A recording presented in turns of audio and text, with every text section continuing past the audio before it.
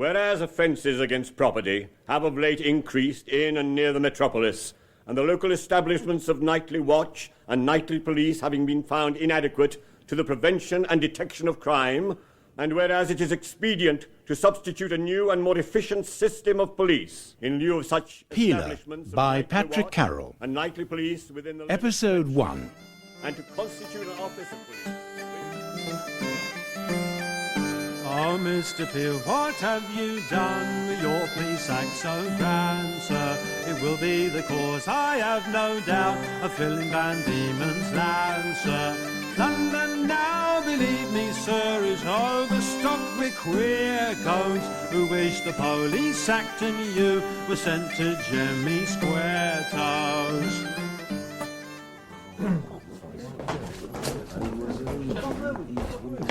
Constables will parade for inspection. Oh, we have our usual complement of new faces this morning, Sergeant. So we do have, Inspector. I've become quite accustomed to it. You'll observe that the orders of the day instruct us to second at one sergeant's party for duty at Westminster tomorrow. I would prefer it to be yours. Yes, sir. Stand for inspection. All right. Before this morning's inspection, I'm instructed to read out and post the following notice. The Commissioners think it again right to caution every man in the police force at a time when an attempt is made to create a strong prejudice against them, that they should do their duty with every possible moderation and forbearance, and that they should not furnish a just ground of complaint against themselves by any misconduct. Right, you may continue, Sergeant. Sir. The party of constables under my command will tomorrow repair to Westminster. Large crowds are expected and the Commissioners anticipate a possible threat to the public order. Constable Atkinson, Sergeant. You will resume your usual beat today, and I wish you to pay particular heed to those coming and going from the Gunmakers Arms in Eyre Street Hill. Yes, Sergeant, I shall make sure to look in there. You will do no such thing.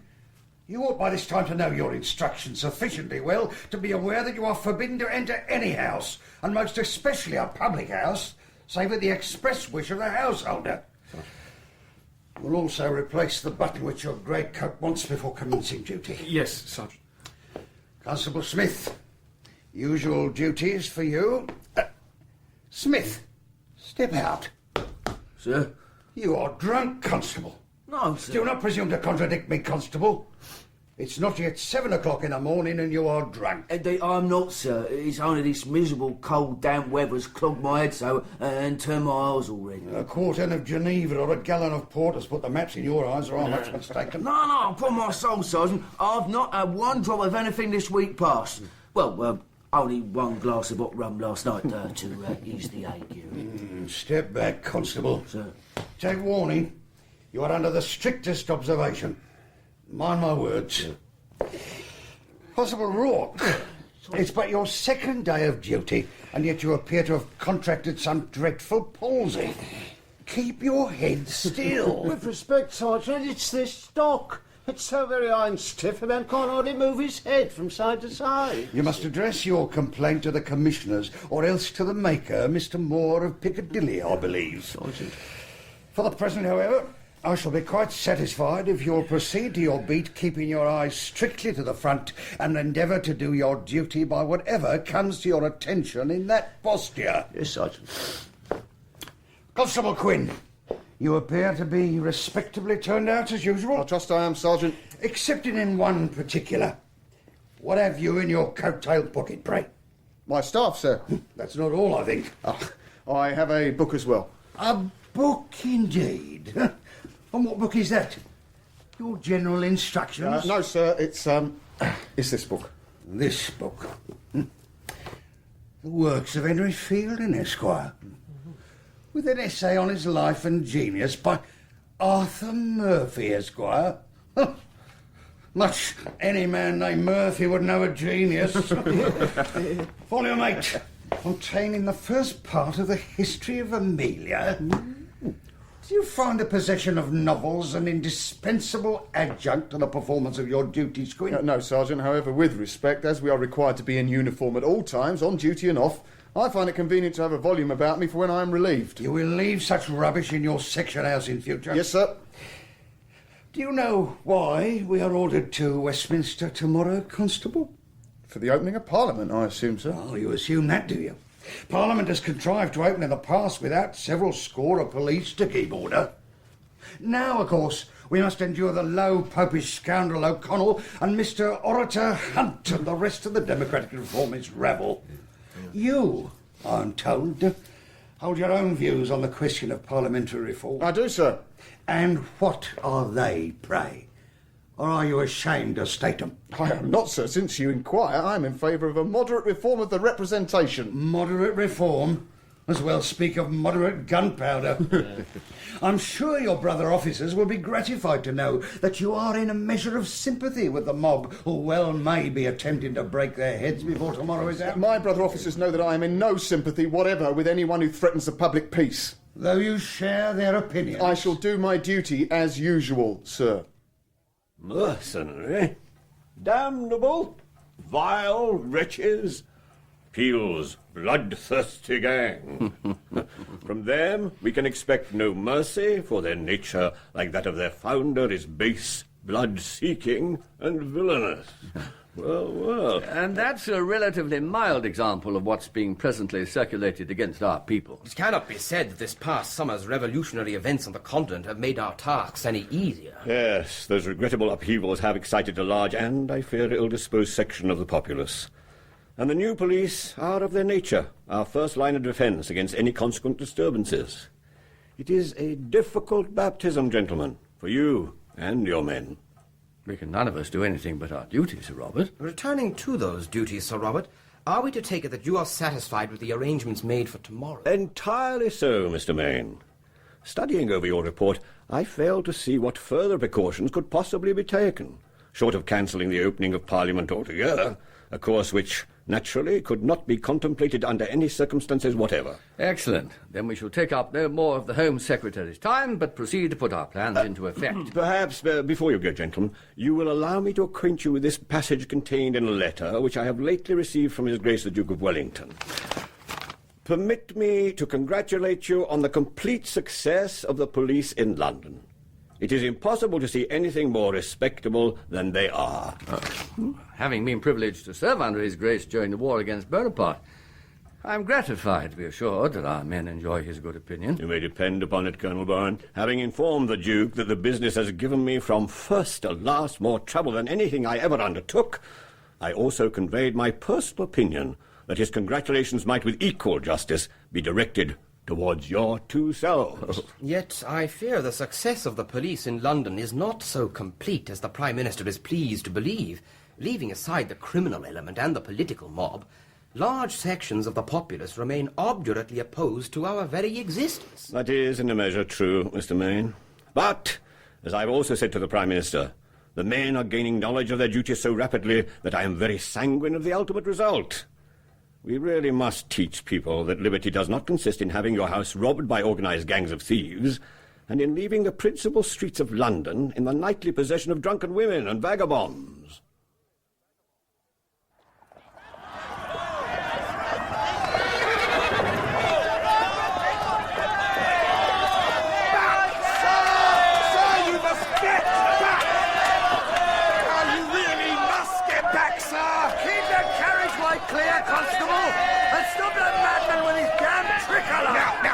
That gentleman does not want your banner thrust into this carriage window. I am telling you, sir, that do not use that flag, so I must take it from you. Look out!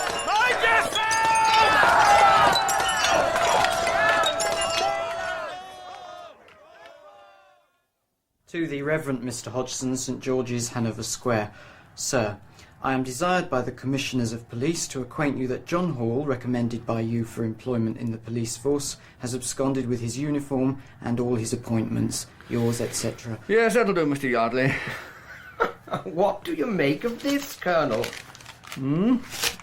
I've been through these others, Mr. Yardley. The 4 applications from dismissed constables for reinstatement may be dealt with by Form 7, and I've docketed 2 further letters requiring Form 9, 2 Form 4s, and 6 to be answered by new Form 2. I do not believe we have a form answer for such a letter as that one, Colonel. It's remarkable. Mr. Yardley, will you take a reply? Certainly, Colonel. The Commissioners of Police present their compliments to General Sir John Doyle, and in reply to his note recommending, what's his name, Thomas McCullum for employment in the Metropolitan Police, beg to acquaint him that there is no situation in the Metropolitan Police in which a man with one arm, however deserving in other respects, could be employed. Yours, etc. And I think that will be all for the moment, Mr. Yardley. Yes, sir. Thank you, sir.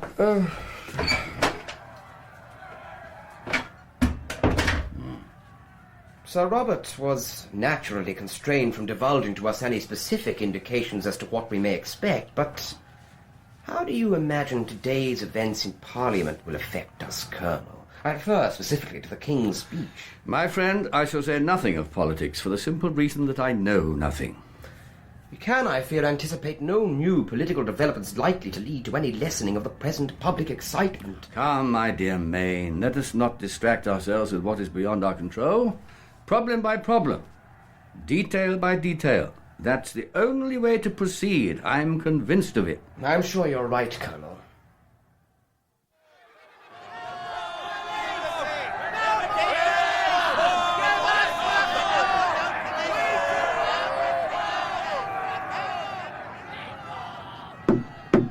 Open that damn door! What's all this?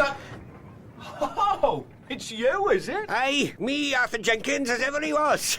And what's the door of a public police office doing bolted at this hour of the day? You cut along out of this, or the sergeant will have you in charge. Willie, by God, you tell him, my old master, Lord Troll's taken up my case. I'll be back here on duty soon enough. See if I ain't Smith.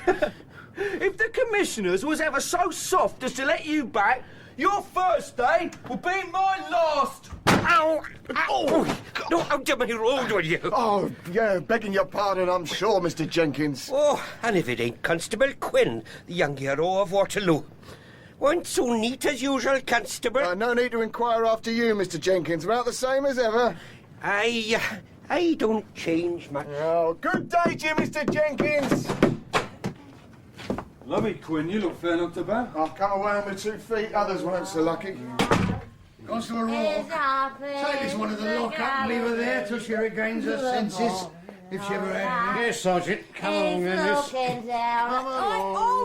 All right, you ugly great raw lobster, I can walk myself. Yeah, I can just see all well, miss. Come along. Oh, where have you got to, Quinn? Inspector Beale ordered me to the surgeon to have this properly dressed. Here, Quinn, this letter's been left for you from Mr. Lytton, left not half an hour ago. Tell me, Smith, who was that tattoo in our door just now? That ruffian Jenkins, sir. Drunk as usual and making threats as to how his old master was going to get him his place back. Sergeant, I would like leave to absent myself from duty for an hour. An hour? But that's likely to be called back to Westminster at any moment. If needed, I shall only be a few moments away. Mr. Lytton asked me to call upon him as a matter of urgency. Mr. Lytton at the vicarage? Yes, Sergeant. I see. Oh, very well, Quinn, but be as quick as you're able. I will, thank you, Sergeant. Martin, come in. Gracious, you're looking very sorely used. I have been all day on duty at the Houses of Parliament. You received my letter, however? I did. Its tone seemed very urgent. Just so. Earlier today I received a communication from Miss Staples. Miss Staples? Maria, have you seen her? I have not. A packet was delivered to me by one of Mr. Staples' servants. In it were a note to myself and a letter addressed to you, which she begged me to forward. That letter is here. Oh. I am deeply grieved that correspondence between yourself and Miss Staples should be carried on in this clandestine manner, most especially with myself as intermediary. But I have held no communication with Miss Staples for the past 12 months and more. Following my last interview with her father, I did not see how I could honourably maintain any contact with her at all. Staples, wretched man. How can he use you so after all your years of service to him? I say nothing of the infamous treatment he visits on his poor daughter. I do not honestly believe John Staples to be in command of his own actions. He is certainly not in command of his own tongue. His behaviour at vestry 2 nights ago was most shocking. If you will allow me... Oh, of course, my friend. The letter. Pray, read on. Thank you. My dearest Martin, I am sure that neither you nor the world will censure me for addressing you thus. In what I both fear and promise will be the last communication to pass between us. A year has passed since the tragic and violent events which terminated relations between yourself and my unhappy father. I regret that time has wrought no change in him.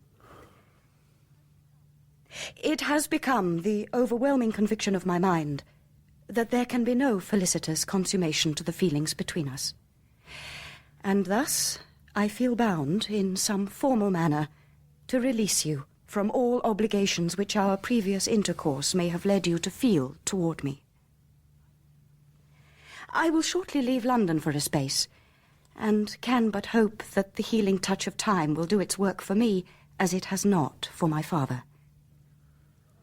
In the sincerest hope that you will in future prosper, and bear the ending of our old and affectionate friendship with greater fortitude than I can anticipate to find within myself, I am, believe me, your most desolate and loving Maria Staples.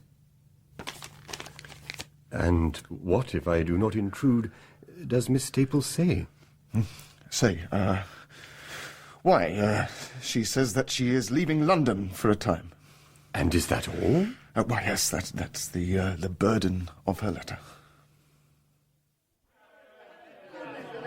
I think that was very fair. Upon my soul, the Prime Minister exceeds all bounds. Should he continue in his immoderate obduracy against the mood for reform, he will surely precipitate the revolution that we all dread. Why, his own party were openly dismayed by the tone of his speech. Indeed, Father.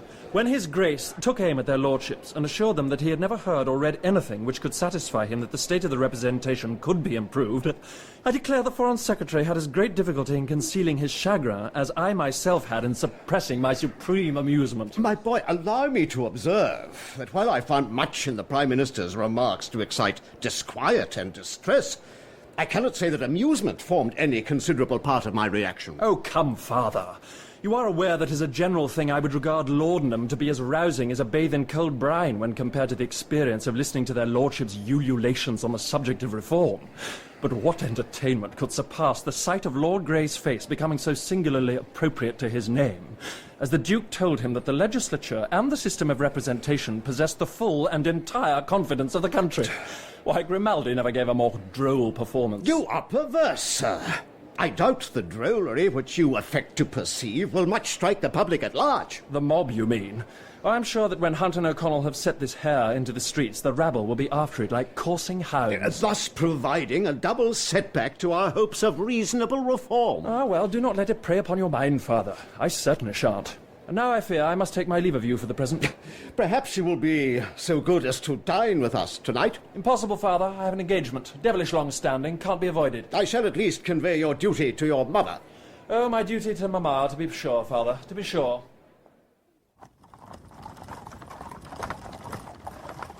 Good morning to you, Constable Quinn.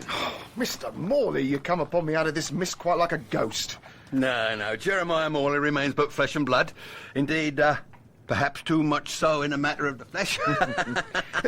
You are abroad very early and a long way from Bow Street. I have a little matter of business which brings me this way.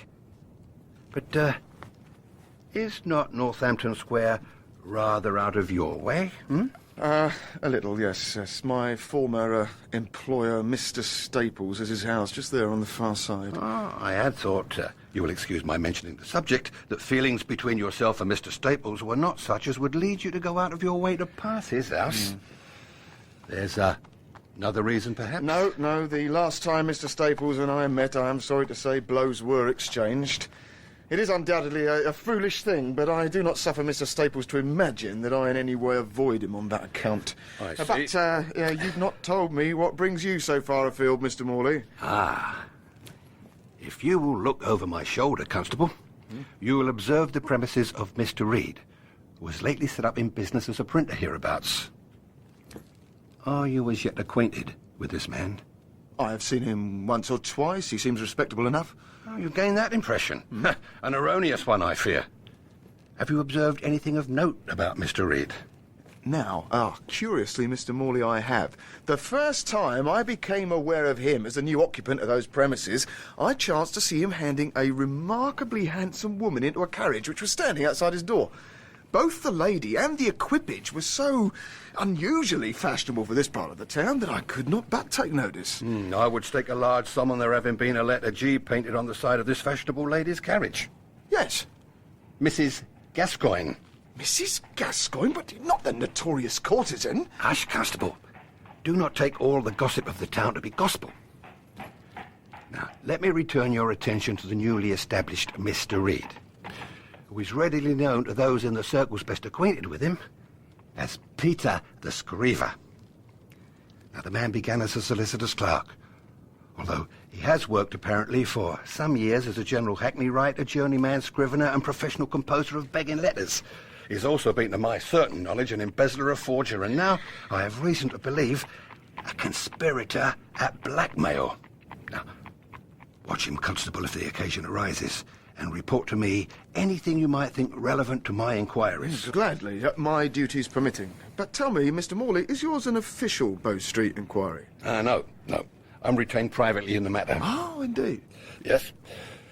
I may also tell you that should there be a successful conclusion to the affair, I expect to be liberally recompensed. And in the event, I shall naturally see that you do not go unrewarded. I could not think of such a thing. We are under the strictest injunction against accepting any rewards or gratuities whatsoever outside of our official pay.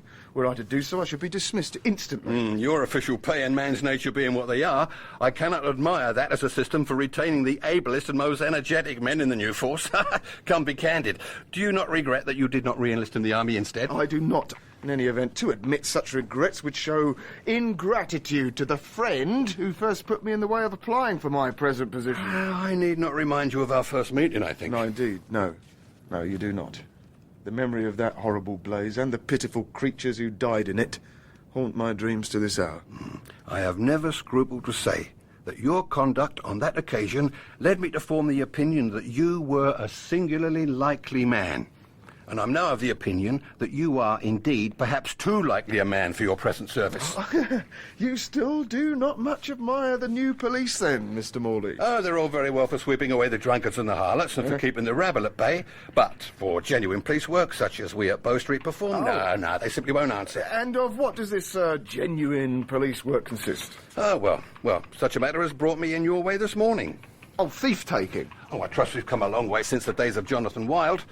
But the old name will do for me. There's our difference, Mr. Morley, as between your system and the new one. And what is wrong with our system? Why, what you and Mr. Townsend and the rest of the Bow Street officers do is to try to catch a thief, or at least attempt to get back some of his loot. Just so. Proper, genuine police work. Now, it is our business to prevent any robbery taking place and to see that there ain't any loot to recover. You'll as soon prevent original sin. The first principle laid down for us by Colonel Rowan and Mr. Main says the primary object of an efficient police force is the prevention of crime. The first result of that utopia, which depend on it we shall never see, will be the prevention of my livelihood. What a night of bedlam! 66. That appears to be the final account. 60? I beg your pardon, my dear Main. In the wake of the Prime Minister's judicious remarks to their lordships on the subject of reform, 66 separate assaults upon our men took place overnight. Every magistrate's office in the town is a carousel of rioters. And how have you left the Secretary of State? As you would imagine, Sir Robert, like ourselves, is in a state of the deepest apprehension. Am I addressing the commissioners of the Metropolitan Police? You are, sir. And what can we do for you? I'm really most apologetic, Colonel, Mr. Main. This gentleman whose card identifies him as Viscount Troll is highly insistent that... I have not come to be balked by understrappers. Are you gentlemen the authors of this extremely insulting communication? If your lordship had done us the honour of requesting an interview in advance, we should perhaps have been at better leisure to attend... Did you write this letter, sir? However, as I was about to observe. Since you have called, we shall be happy to hear whatever your lordship wishes to communicate. To what letter do you refer, my lord? This piece of unexampled impertinence. The letter is certainly from this office. If I might intrude, gentlemen, the commissioners will perhaps recall that his lordship wrote to them on behalf of one Arthur Jenkins, who was dismissed from the force some weeks ago. His lordship was most anxious to secure Jenkins' reinstatement. Yes, I remember the incidents perfectly. The commissioners will also then recall that having decided against Jenkins' reinstatement, they instructed me to convey their decision to his lordship in the usual manner. The usual manner? The thing is insufferable. Not only shall a gentleman's wishes and recommendations be flouted, but flouted in a form letter. I am sure that upon reflection your lordship will appreciate that the use of form letters, though perhaps regrettable, is a necessity forced upon us by the pressure of business. In any case, your lordship, the reinstatement requested could never have been countenanced. Jenkins had proved himself totally unsuitable to his post. You compound the insult by informing me to my face that I have sponsored the cause of someone totally unsuitable. Really, gentlemen, I call that damned cool. I assure you, my lord, we have no doubt that your recommendation was made in good faith. And we assume that your lordship cannot have been fully aware of the, no doubt, altered character of former Constable Jenkins. The cold fact remains, my lord, that Jenkins, as well as being utterly incompetent in his duties, had also made himself unfit for his position by being not only drunk, but actually drinking while on duty. What of that, sir? If I were to dismiss every servant of mine who took a quart of porter, I should be reduced to blacking my own boots. I fear the regulations laid down for us by the Secretary of State for the Home Department do not allow us to be so liberal as your lordship. Damn it, these are mighty stiff regulations for a raggle-taggle gang of blue-coated oafs that any Irish navvy or unemployed potboy is at liberty to join. I don't doubt, however, that the Home Secretary prefers to keep the patronage in his own hands. Your lordship is under a misapprehension. There is no patronage connected with the manning of the police establishment. No patronage? No, Mr. Main is correct. While we are always prepared to consider recommendations from whatever quarter, appointment to and promotion within the police force is based strictly upon merit. Upon my soul. That's a damned American and democratical system. Let a notion of that sort take hold and there won't be a gentleman left in England. I am to take it, then, that you will neither reinstate Jenkins nor apologise for your insulting letter. We are sincerely grieved that your lordship should construe an insult, for I can assure you none was intended. However, I fear that in the matter of Arthur Jenkins, we are unable to offer your lordship any satisfaction. Satisfaction?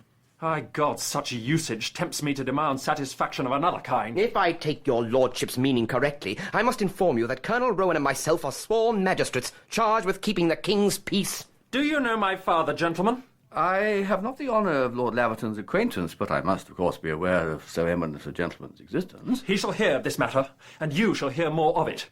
I promise you that. Promise it faithfully. Good day, my lord. The House of Lords!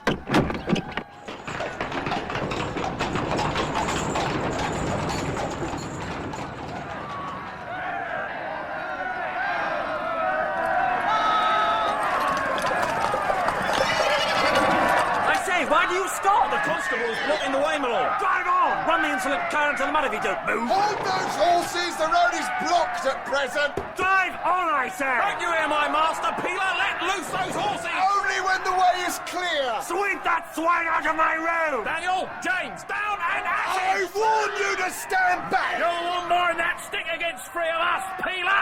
Thrash him! Kill him! And give it to the man who brings him down! He's mine! He's mine! My God, Quinn! What's happened? Murder! Bloody murder has happened! No!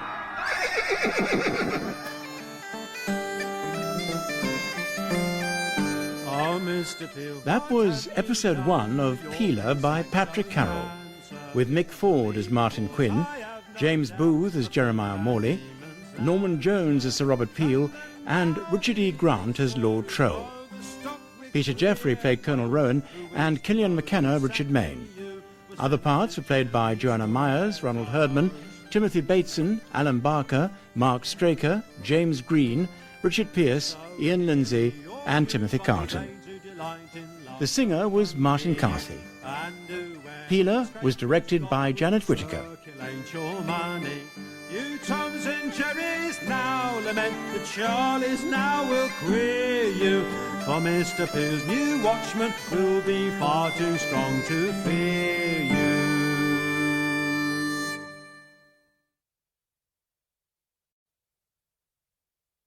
Whereas offences against property have of late increased in and near the metropolis, and the local establishments of nightly watch and nightly police having been found inadequate to the prevention and detection of crime, and whereas it is expedient to substitute a new and more efficient system of police in lieu of such... Peeler by Patrick Carrol. Episode 2.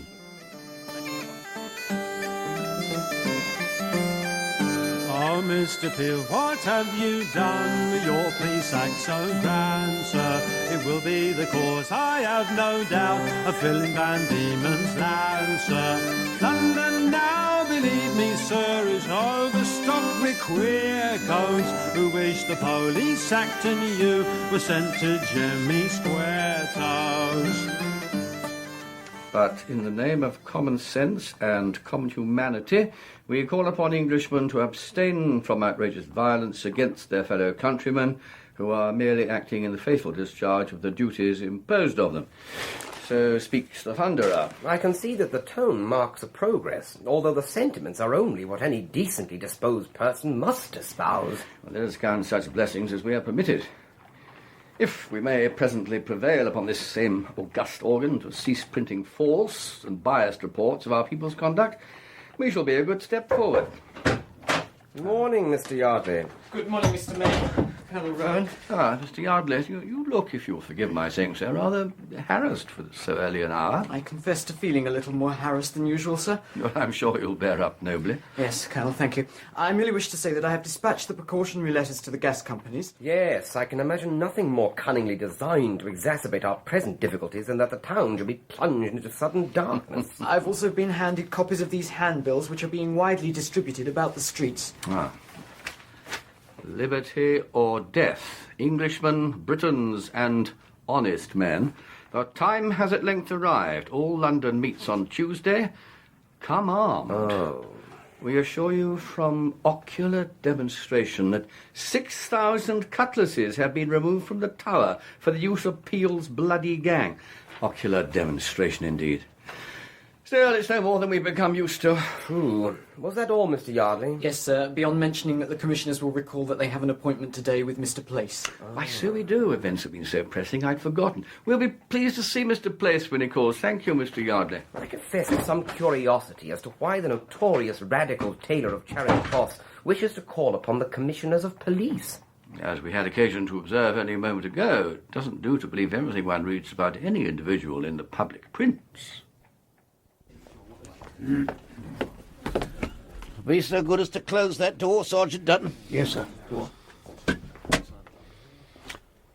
Before we join the men for general inspection, I must inform you all, as sergeants under my command, that a decision has been taken at the highest level of His Majesty's government, which will require of all our people the greatest vigilance. Begging your pardon, Inspector, but the men have been right up under it for a week past. What's in the wind now, if you'll forgive me asking? I cannot say precisely.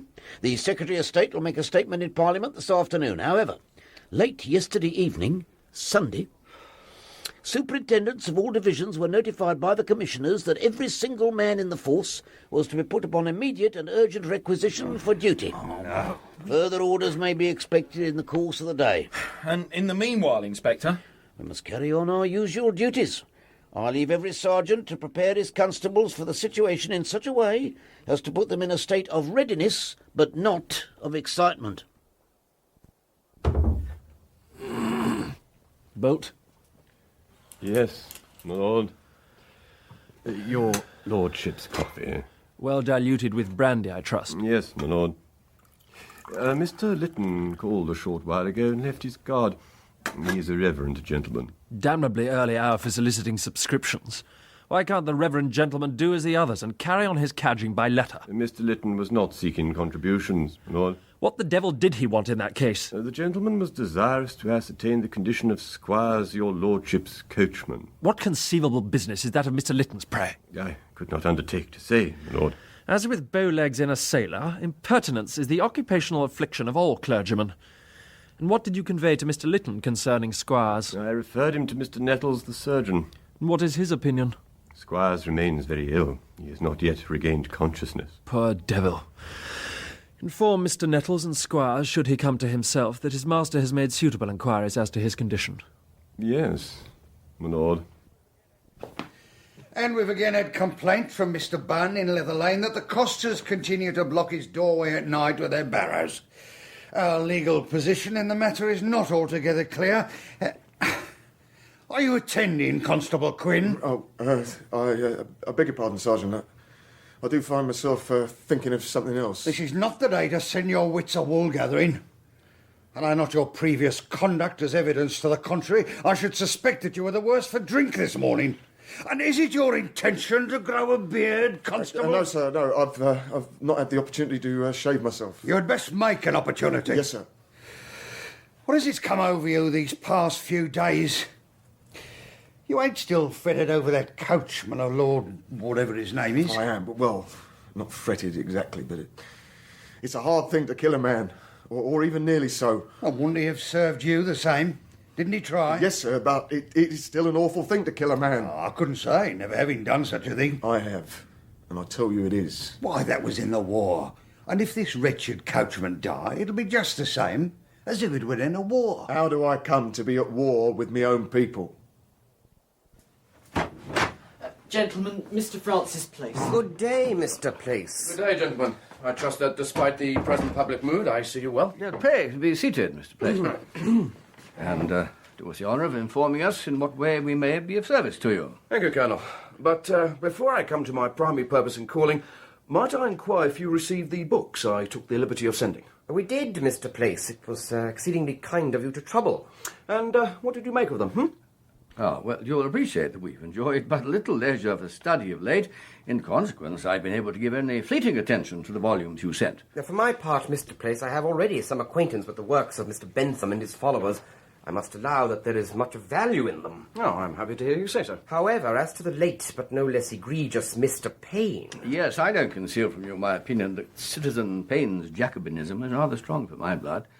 And as a humble, and I hope conscientious Christian, I cannot but deplore his views on religion. Entirely understandable, Colonel. In my own case, I find... Yes, but gentlemen, much as I would relish a philosophic discourse on general ideas and principles, I have not intruded upon your valuable time for that purpose. Ah, well, on some other occasion, perhaps. However, for the present... Gentlemen, I have come to you today with what I hope is a practical solution to a practical problem. And what problem is that, Mr. Place? The control of riotous assemblies. Oh. Indeed. Why, I should have thought... you will excuse my saying so, but your own highly outspoken views would appear... Gentlemen, I am convinced that in the democratic, utilitarian republic to which I aspire, there will be little occasion for public disorder, and therefore less need for coercion in its suppression. However, I do not think that riot and rapine are the methods by which to bring about the society I seek, nor do I think that any society, however ideally constituted, can tolerate organised public disorder. I think we may all agree about that, sir. And what, if I may inquire, is your suggested remedy?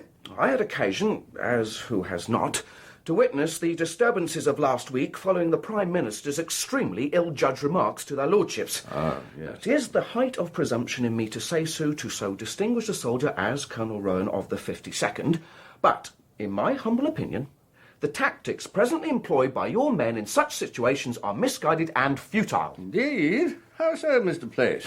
The police must not wait until they are attacked and then, when they are maltreated and bruised, take a few vagabonds into custody.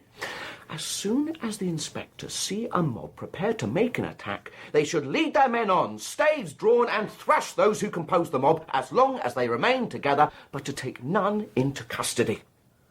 Well, if that were done once or twice, there'll be no more mobs. Upon my word, Mr. Place, your suggestion, which I must observe, is based upon the soundest military principles, is one well worth consideration. Although I must again remark my astonishment at its coming from such a source. Why so, Mr. May? But that so renowned a champion of the common people should prescribe such treatment for them is, well, unexpected. The atrocious events which occurred at St. Peter's Field, Manchester, 11 years ago, and many other such incidents, have led me to the belief that it is better that the organisers of disorder, and such of the people who follow them, should suffer a few cracked heads and broken limbs, than that they should be opened upon by musketry or slashed to pieces by mounted cavalry. Oh, that, if I may say so, is a profoundly utilitarian view. It's refreshing to meet a man prepared to put his principles to so thorough a practical testing. It is very gratifying to hear you say so, Colonel.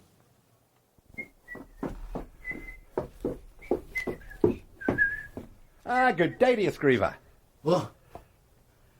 How did you get into my premises, Mr. Morley? I shall have you in charge for trespass. Nonsense, Screever. The door is on the latch and your open notice faces the road. That ain't the way I left them. Well, a passing gust of wind, no doubt. You're quite snug here. Rather a step up from your last situation, eh, Screever? The past is the past, Mr. Morley.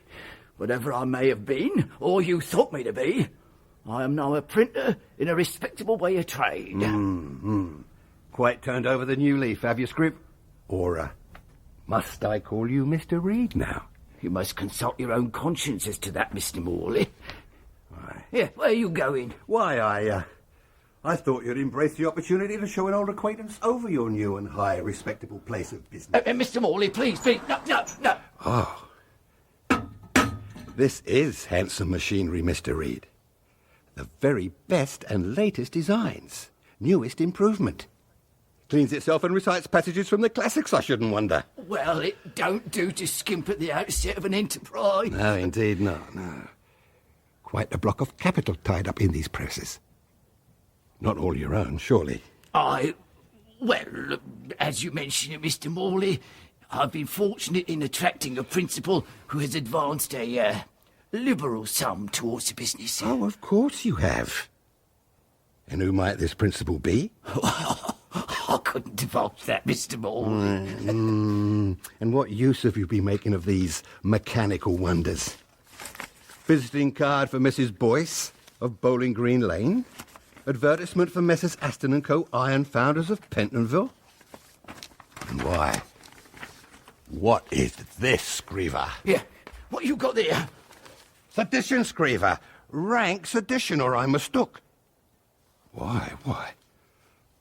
Only listen to this. Englishman, you have let a good opportunity escape you. Your families are starving while your oppressors roll in luxury. Oh, but Mr. Morley, I'll never... Who began the riots on Tuesday? Peel's bloodthirsty gang? Do not tell me that Peter the Screever is also Captain Swing. I? Oh, not I. It's money to me and nothing more. It is more, Screever. Not merely have you produced this effusion, you've printed a bill and not put name to it. There are penalties prescribed for that, Screever. Oh, be reasonable, Mr. Morley. How can I put my name on How something? indeed? I should report this to the Lord Chancellor directly. No, you wouldn't do that. Not when I'm on the first step of a new way of life. You wouldn't, surely? Well, now, that rather depends. Depends on what, Mr. Morley? Why? It'll have some bearing on the reason why I called on you, Screever. A matter of business. My business? Our business, Screever. Our business. Then, what do you make of this letter I have here? Why, it's certainly written in a good law hand. Apart from that... Never seen it before, I suppose? No, Mr. Morley, it's not as I'm a good You Christian. wicked shark man, Screever. Do you think I don't know your fist by this time? You wrote that letter as sure as death. And I never did, I swear. Don't deny it. Don't have the impudence. You wrote it. But what I want to know is why. Here's a letter addressed to a lady. A married lady by her name. And that letter containing some choice and warmishly sentimental language. And a letter signed with a noble name. How comes such a letter to have been written by the likes of you, Screever? I copied it as a favour. As a favour to whom? Oh, Mr. Morley, I couldn't tell the name. You can and you will. Or rather, I shall tell you and you shall confirm my words. Oh, please, Mr. Morley, I can't. Aye. Now, I hazard a guess that your generous patron is a lady. Huh? I thought as much. A lady of fashion, A lady who resides in Deanery Street, Mayfair, Yes, Mr. Morley, sir. A lady of the name of Mrs. Gascoigne, eh? Now, I've been wishing an audience with Mrs. Gascoigne, but she hasn't been agreeable to my requests up till now. I shall wish you to arrange that audience, Screever. No, I beg you, Mr. Morley. Only think of my position. I am thinking of it, Screever. I am thinking of it.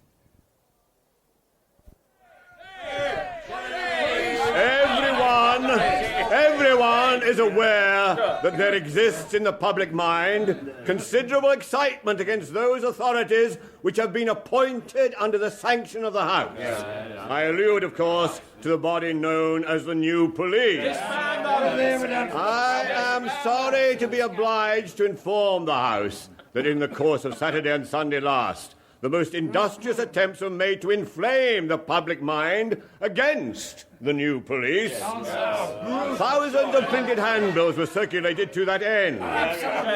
These, sirs, are the grounds on which the members of His Majesty's government came to the unanimous resolution of advising His Majesty that the occasion should not be given for assembling on a November night an immense concourse of people of all descriptions. I know it will be said that the government is unpopular, whilst His Majesty is most enthusiastically beloved by his people. I will submit to any taint found in an obloquy or objection.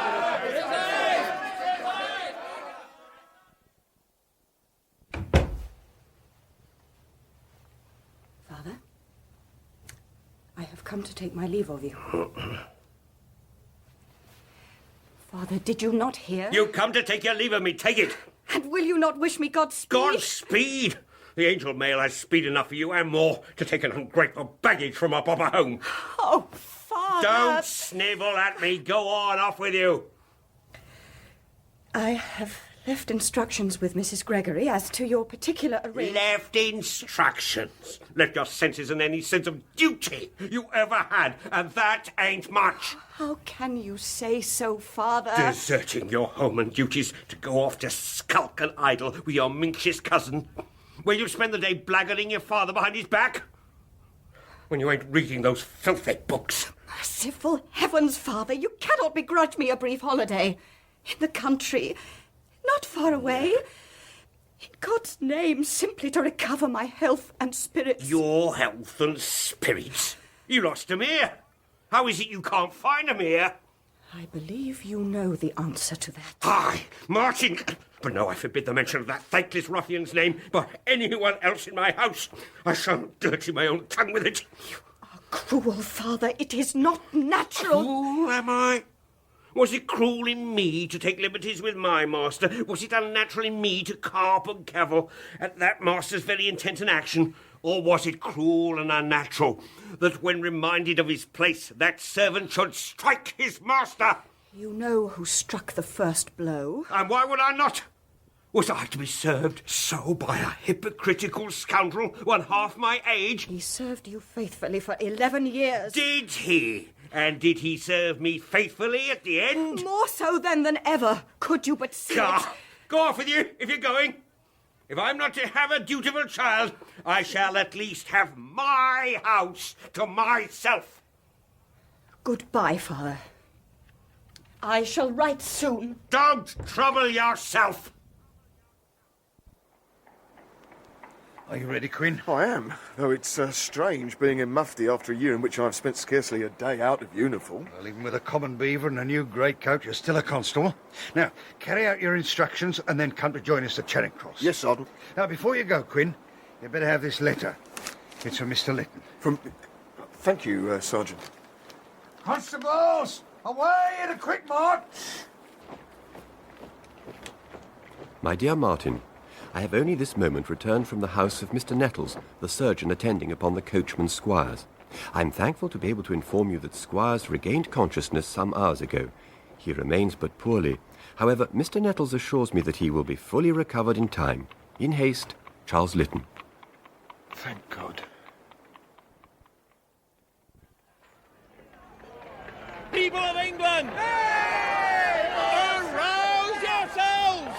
Be free! Be no longer imposed upon! Shall it be told abroad that Englishmen alone dare not unfold the banner of liberty, which they have so long lost What? sight of? Have you no weapon, Cully? No, I haven't. No. Oh, you're a good big chap, but them raw lobsters aren't going to come and meet us naked. Oh, I don't know. Here, can you get arms? Come along to Chancery Lane and I'll show you a fine arsenal. Chancery Lane, you say? Aye, cut along after me. Here, come on, make way.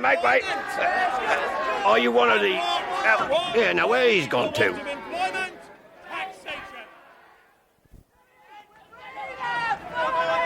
And what appointment are you late to, Constable? Mr. Morley, what are you doing in the middle of this begging? Apart from counting more pickpockets than one could see at Epsom, why should I not be simply trying to reach my lodgings? Had I been you, I should have found a quieter way than this. Perhaps. I've only now come through Chancery Lane. The rabble are tearing down the scaffolding about the new records office and taking the palings for stays. That'll be the arsenal I was told of. I cannot stop, Mr. Morley. I must be back on the Westminster side directly. Keep by me, Constable. We'll make our way through the inns and along the river. What's them 6,000 tar cutlasses we've heard so much on? Aye, this here staff is feeling like a bare twig just now. What are those devils up to on the city side? And where are the city constables, I should like to know? Oh, in bed, if they ain't in the mob themselves. They ain't getting any closer anyway. Not yet. Constable Oh, Roy! what the... Yes, Sergeant. Any sign of Constable Queen? None yet, Sergeant. We're a-watching. Mr. Phillips. Yes, sir. Be so good as to have these messages conveyed to His Grace the Prime Minister and to Colonel Rowan at Whitehall Place. Yes, sir. This note has arrived from the Commissioners. Are there fresh developments? Compose yourself, Mr. Phillips. We have a troop of constables ringed round the house. I think we may trust our safety to them. No doubt, Sir Robert, no doubt. Nevertheless, I confess to finding the prospect of what threatens to go forward tonight most dispiriting. That will depend upon the outcome. I am confident that the new police will be equal to any situation which may arise. I am happy to share the Home Secretary's confidence. The alternative is... Appalling, I agree, Mr. Phillips. If control of the street should revert to the mob, all hope of orderly progress will evaporate. That cannot and will not happen. I think we may expect our crisis within the hour, Mr. Phillips. I shall presently have a communication for His Majesty. Please have a messenger at hand. Yes, Sir Robert. Quinn, are you back safely? Who's this gentleman with you? Jeremiah Morley at your service, Sergeant. Mr. Morley of Bow Street? The same, sir. Oh, an honour, I'm sure, Mr. Morley, but you will forgive me. Now, Quinn, what's going forward the other side of Temple Bar? The Rotunda meeting has broken up and the mob come across Blackfriars Bridge. More are coming from the east and north, and Mr. Morley has seen many arming themselves in Chancery Lane. Look, are the gas lights still lit? As yet they are. What is the report, Sergeant? Who's this gentleman? Mr. Morley, Inspector. Mr. Morley of Bow Street. Mr. Morley? Well, I'd hardly expected. Look, you'll understand, Mr. Morley, we are under some... Oh, just so, pressure. Inspector. Ignore me entirely. I'm not here. Thank you, sir. Now, Quinn, what can you tell us as to numbers? How many against us? And you best resume your uniform, coat and hat. 700 to 800 at Temple Bar, as many again scattered about the city, and another 300 to 400 at the west end of the town, the majority converging towards Apsley House. The Prime Minister's household must make do with such men as are there already. No more can be spared. What of our own position? The headquarters party are issued with swords and posted at the entrances, Whitehall Place and Scotland Yard both. Shall we have actually to fight on our own doorstep, Colonel? My dear Mayne, all of the method and discipline which we've been at such pains to instill into our men over the past 15 months is about to be put to the test. Should our training and organisation fail, we shall know that we ourselves have failed. At the present moment, we must trust to the valour of the men. And to the tactical advice of Mr. Francis Place. Here they are! Draw staves and stand ready! In the King's name, I call upon this assembly to disperse! Charge and scatter!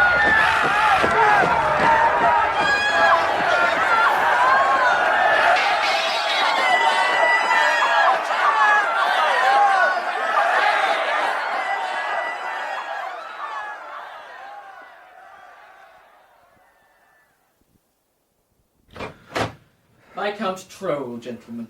Good day, my lord. Pray be seated. I shall stand, thank you, sir.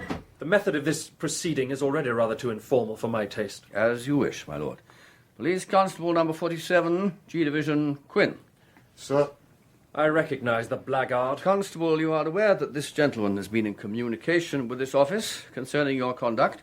I warned you, gentlemen, that you should deal with me again. You did indeed, my lord. I have been honoured by the receipt of another of the Commissioner's form letters. This concerning my abused coachman, Squires. Your lordship's condescension in attending personally in a matter involving merely a servant is to be admired. As my coachman is presently confined to the bed in which he is singularly fortunate not to have died, and as I consider his treatment at the hands of the police to be an enormity of the utmost degree, I cannot but take personal notice. Most understandable.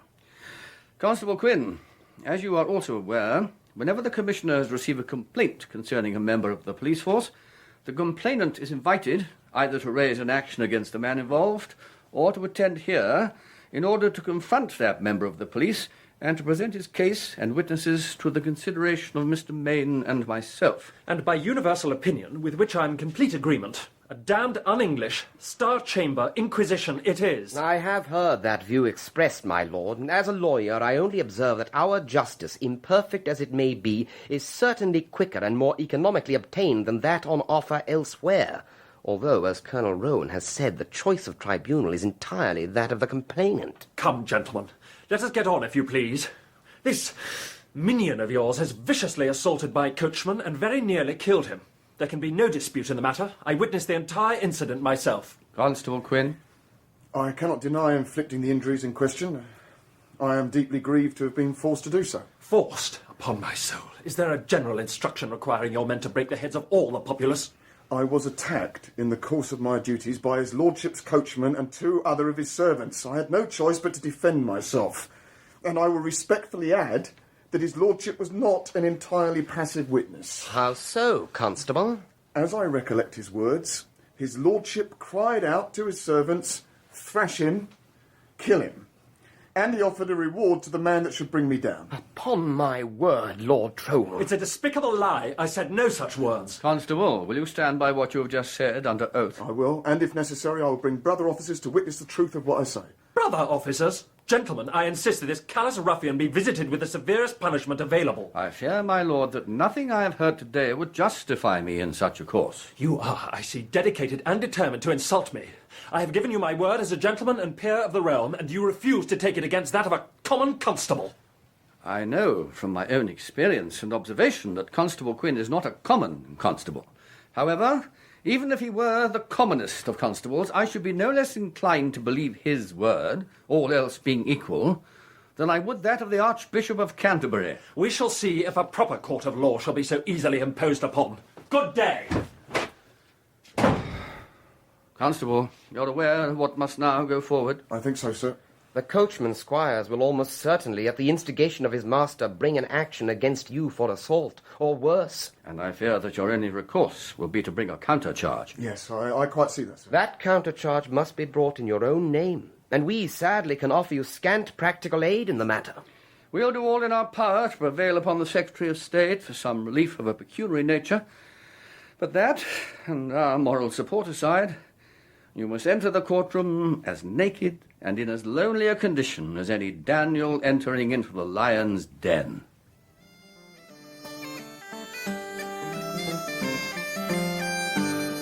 That was episode 2 of Peeler by Patrick Carrol, with Mick Ford as Martin Quinn, James Booth as Jeremiah Morley, Norman Jones as Sir Robert Peel, Joanna Myers as Maria Staples, and Richard E. Grant as Lord Trowell.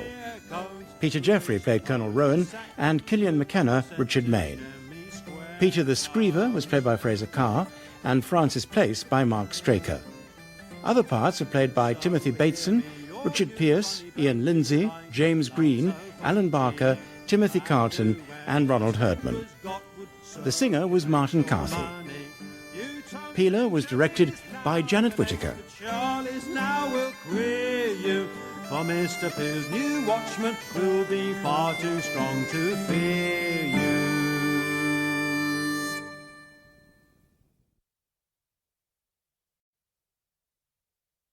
Whereas offences against property have of late increased in and near the metropolis, and the local establishments of nightly watch and nightly police having been found inadequate to the prevention and detection of crime, and whereas it is expedient to substitute a new and more efficient system of police in lieu of such Peeler by Patrick Carrol. and nightly police... Episode 3.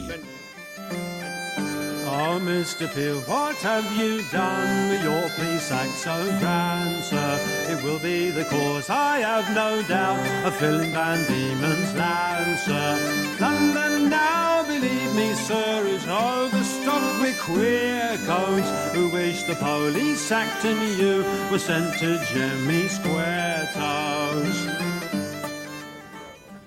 Constable Quinn, are you familiar with the booklet which I hold in my hand? Yes, sir, I am. It is the handbook Pray of... silence, Constable. I did not ask you what it was. I inquired if you were familiar with it. For the information of the court, I will identify the booklet in question. It is the Handbook of General Instructions, which is, I believe, issued to all ranks of the new Metropolitan Police upon the assumption of their duties. I have read the document in question. It is, in my view, an infamous document containing pernicious and mischievous instructions to a force that is dubious in its constitutionality and held by many respectable people to be entirely un-English. However, it is not Sir Robert Peel's police force which is on trial here. Indeed not, Mr. Rowe. Constable Quinn, you say you are familiar with the booklet. How familiar? If I may say so, without presumption, I believe I could undertake to recite passages of it from memory. Indeed. Are you equally acquainted with the passage from the section headed Police Constables, which states, he will be civil and attentive to persons of every rank and class? I am, sir. The sentence, if the bench will permit me, the sentence continues, insolence and incivility will not be passed over. That is correct, Constable. Do you wish the court to understand that in your judgment it is respectful and civil to crack a man's head open with a staff? Of course I do not. I was merely To resume! He must be particularly cautious not to interfere idly and unnecessarily. Do you consider that on the occasion which concerns us you followed that instruction? The gentleman will recall that at the time of the incident, large and unruly crowds were gathered in the vicinity of the Houses of Parliament. I felt it necessary, in order to fulfil my instructions, to halt the carriage driven by Mr. Squires, and I will again add, if the court permits, that the instruction quoted by counsel goes on to say, when required to act, he will do so with decision and boldness. Decision and boldness, indeed! To strike an unarmed man a blow with a staff which well-nigh killed him! I considered myself at the time to be acting entirely in self-defence. Self-defence? With the court's indulgence, I will read out one last excerpt from the section of the handbook addressed to police constables. By all means. He must remember that there is no qualification more indispensable to a police officer than a perfect command of temper, never suffering himself to be moved in the slightest degree by any language or threats that may be used. If he do his duty in a quiet and determined manner, such conduct will induce well-disposed bystanders to assist him should he require it. On this occasion, was your conduct such that it induced well-disposed bystanders to assist you? No, sir. And why was that, Constable? Because, sir, there were no bystanders near enough. What? In all those throngs of people? No well-disposed bystanders. Oh, come now, Constable, what of his lordship's footmen? I did not consider them to be bystanders. They were, in fact, joined in the attack against me. Oh. It was that circumstance which led me to draw my staff. Had you no colleagues? None immediately to hand, and those nearest were very hardly pressed by the crowds. And Mr. Squire's master, Lord Troll, did he not attempt to assist you in your duty of maintaining the public order? Indeed he did not, sir. He urged his servants on to assault me. Constable! You are surely mistaken. I regret to say I am not, sir. His lordship's words, as I had reason to recall to my superiors, were, thrash him, kill him, a guinea to the man who brings him down. You remember hearing distinctly all of that speech in the thick of a melee? Yes, sir, they were cried out very loudly by his lordship almost before a blow was struck. That is your contention, Constable? Yes, sir. The bench will allow me to advise that we shall return to this point at a later stage. As you wish, Brother Caslett. One last question, Constable. Do you consider yourself a hot-tempered man? Why, no, sir, no. Not unusually so. Not unusually, sir. Thank you, Constable. That will be all for the present.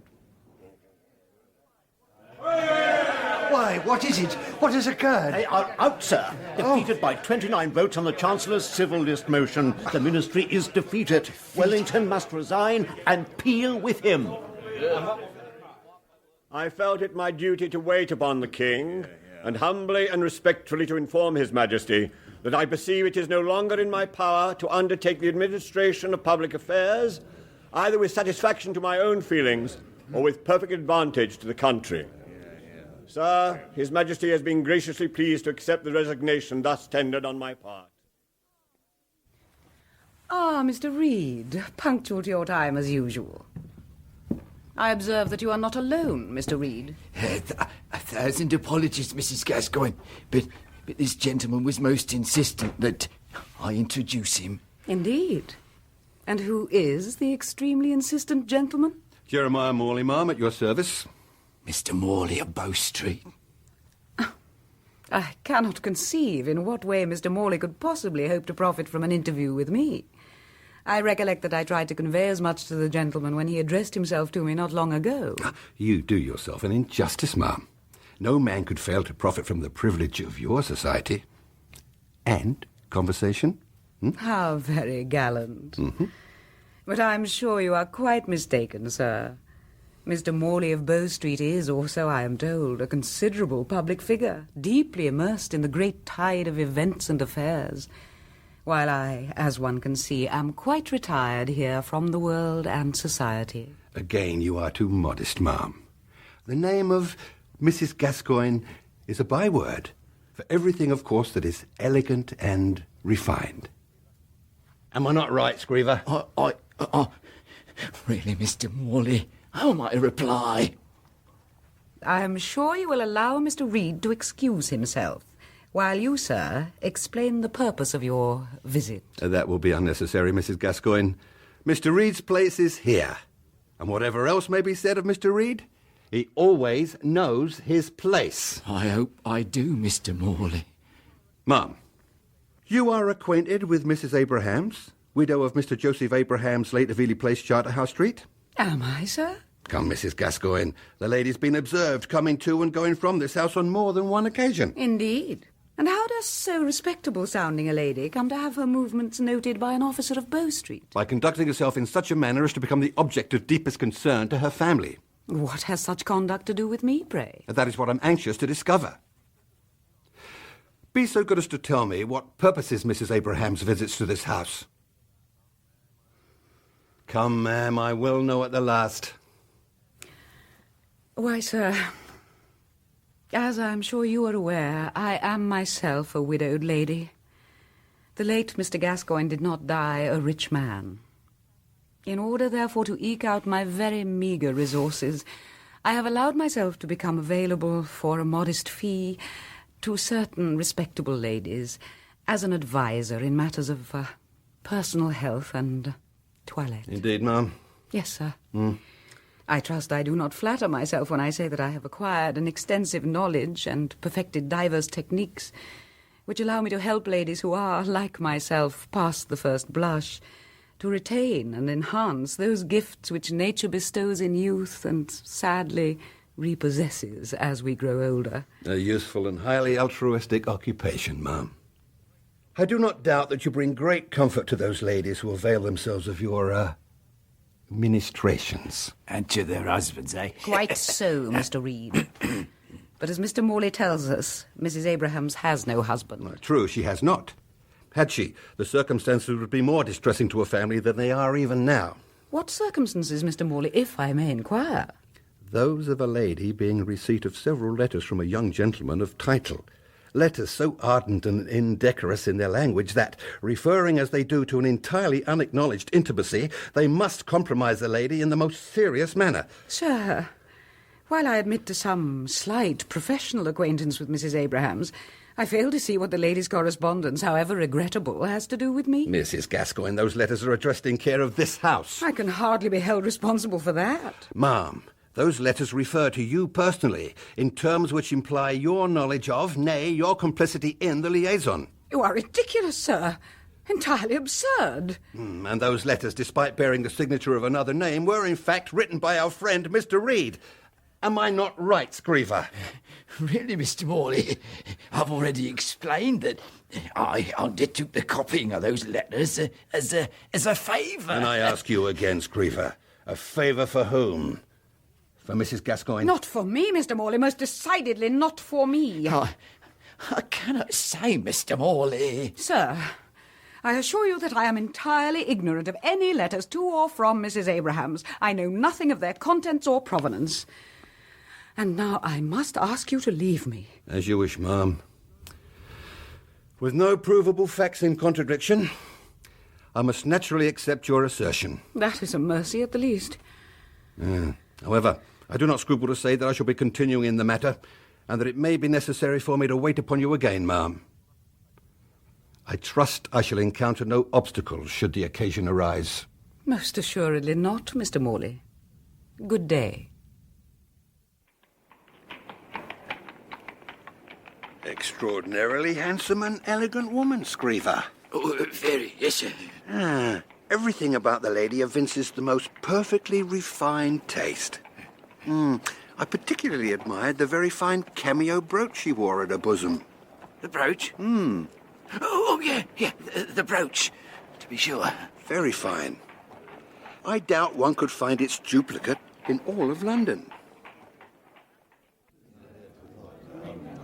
Now, Mr. Jenkins, will you tell the court, did Constable Quinn actually strike you on the occasion you have described? Why, no, sir. Not just to say actually struck me with his fist, but he did give me a good hard shove. And did you retaliate against this good hard shove? Why, no, sir. I did not. Why not, Mr. Jenkins? Martin Quinn is 1/2 foot taller than what I am, and 3 stone heavier if he's an ounce. I'm not a craven man, I hope, sir, but I'm no chucklehead neither. Silence!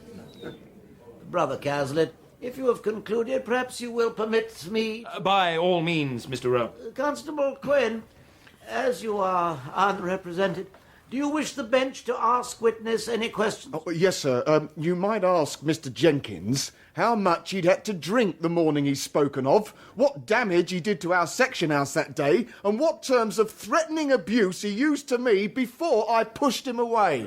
Mr. Jenkins? If Constable Quinn is saying I was drunk that day, I deny it. And the only damage I recall doing was to break the chair I fell upon when he knocked me over. And the terms of threatening abuse? I never threatened him.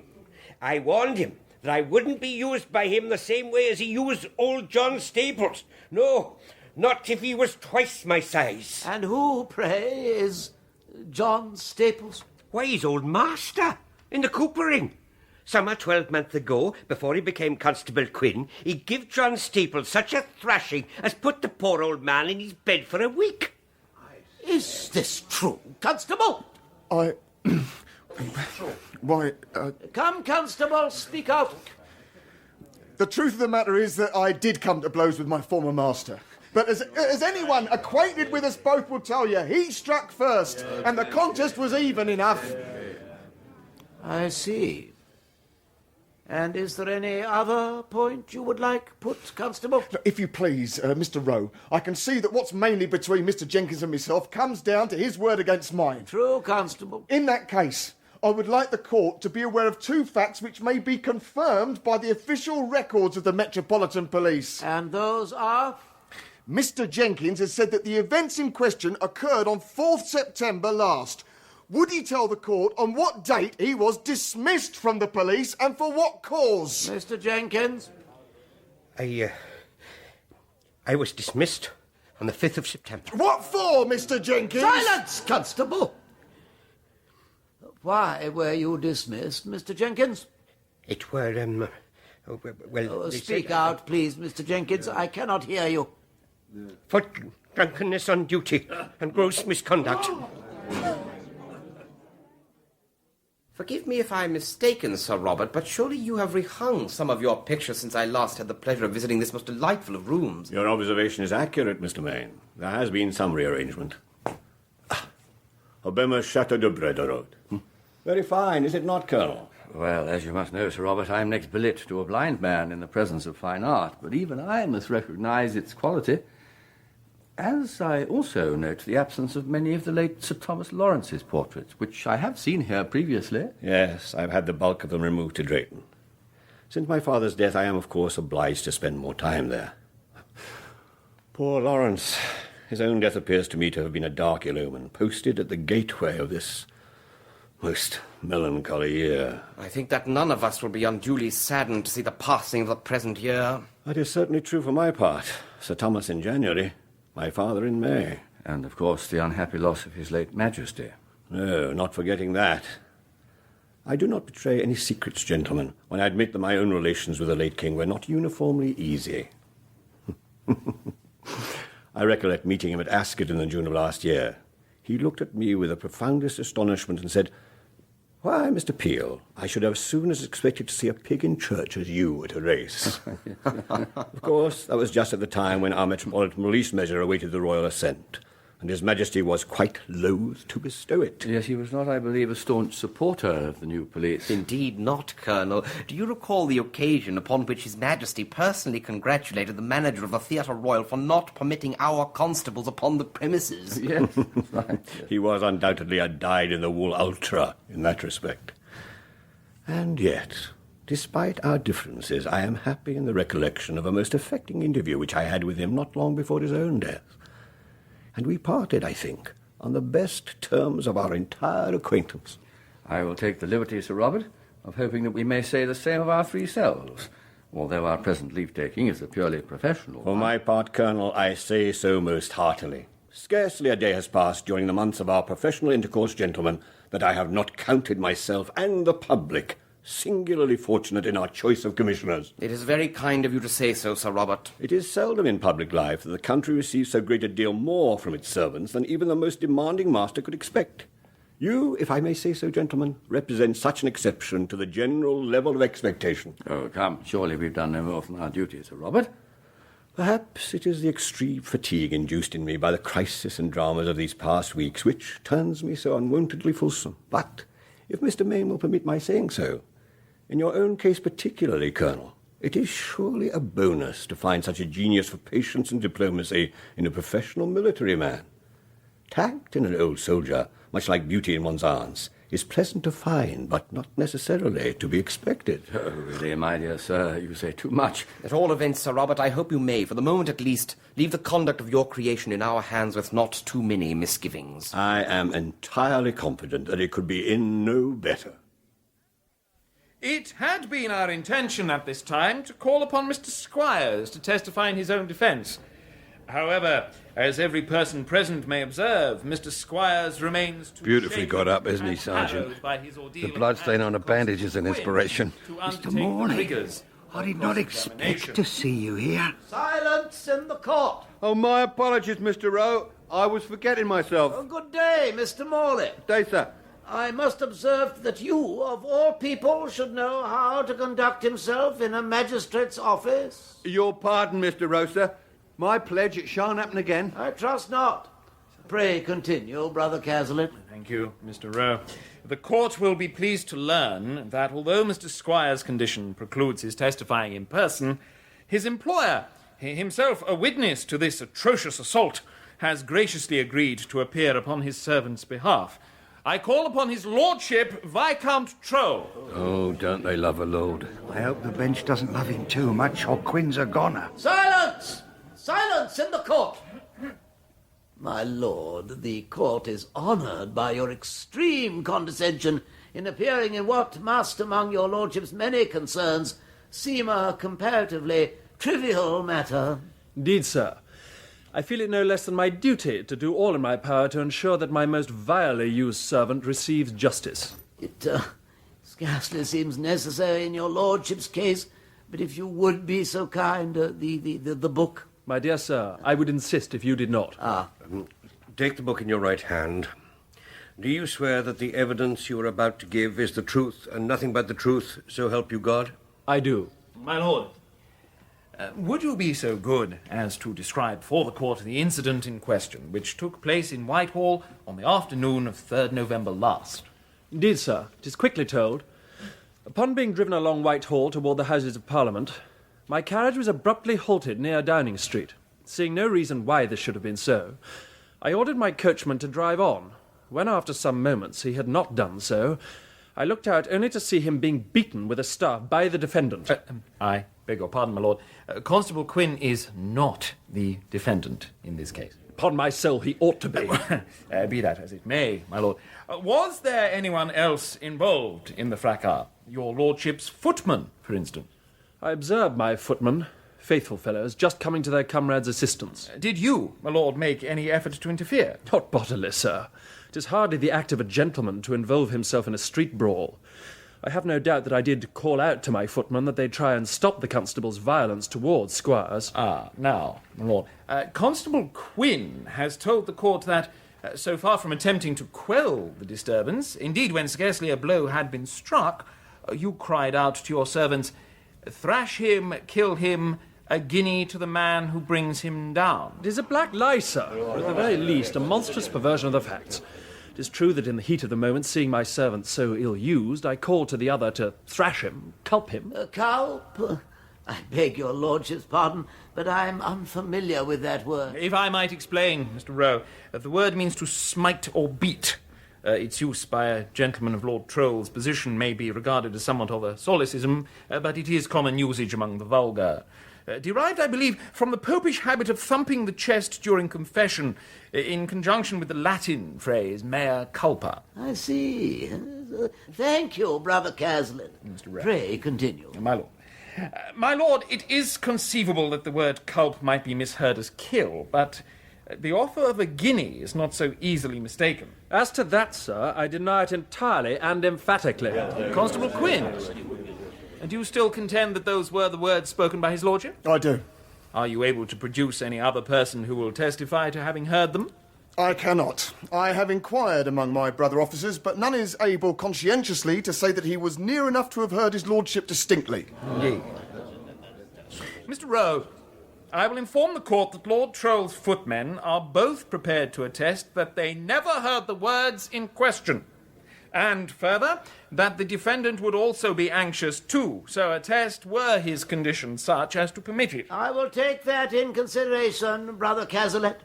I desire to ask your lordship one more question. Were you not shocked at the occurrences we have been discussing? Shocked, sir? No. Dismayed, horrified, appalled, yes. But shocked? No. It was my first impression, and it has become my considered opinion, that Constable Quinn, like most of his colleagues, is little more than a common ruffian. Mr. Rowe, on behalf of my brother officers, I protest! Silence, Constable! While I would not go so far as your lordship in so general a view, I cannot deny that my observation has been that, upon the whole, the new police do not attract a particularly superior sort of man, even considering the classes from which they are largely recruited. However, that is not our concern at present. Gentlemen, I will adjourn for dinner, after which cases may be summed up.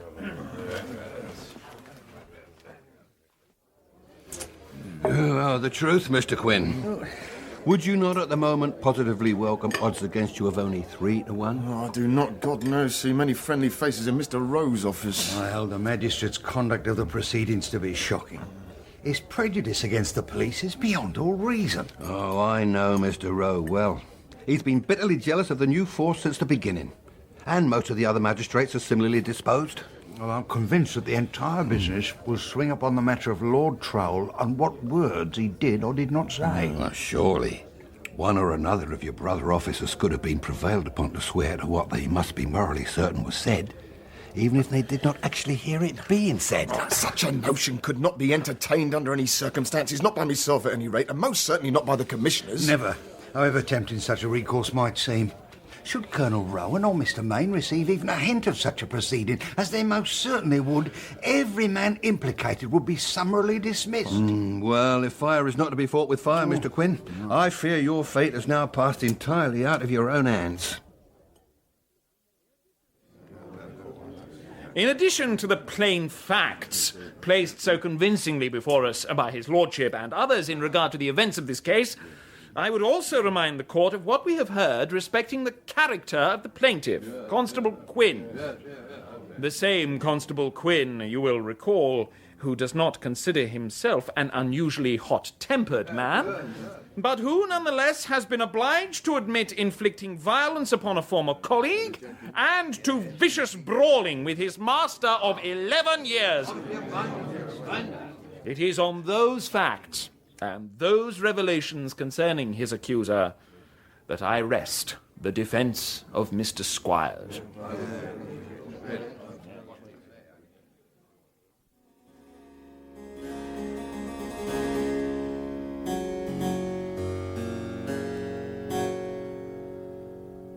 Oh, do not stop, please, cousin. The air is so very melancholy as to be quite exhilarating. Yes, that is why I stopped. Oh, how very strange you are. Come, there is a little sun at last. Let us walk in the garden for a while.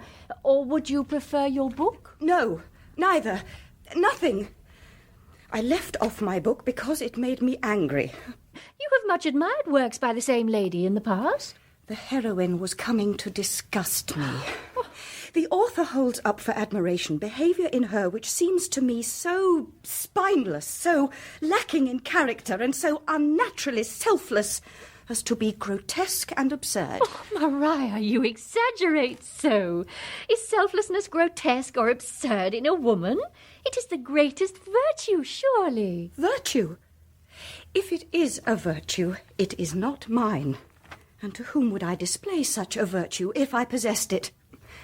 My father? Why, to him, naturally. It is not so. I do as he dictates because I am mortally afraid of him.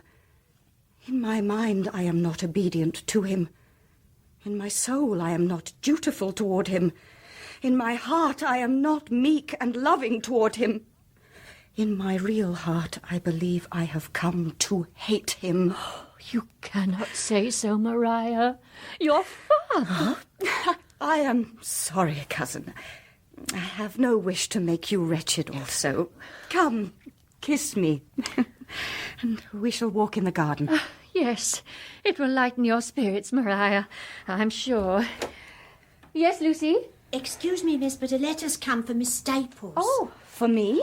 From your father, no doubt. I thank you, Lucy. No, father will never write to anyone except in the way of business. Could it possibly be from Martin? It would as likely be from the Emperor of China. Oh, why? It is from Mr. Lytton, our curate, but why would he... Oh, Maria, what is it? What is it? What does Mr. Lytton say? Oh, dear God. I must return to London at once. But, my dearest cousin, why? What is it? My poor, darling Martin. He is sent to prison.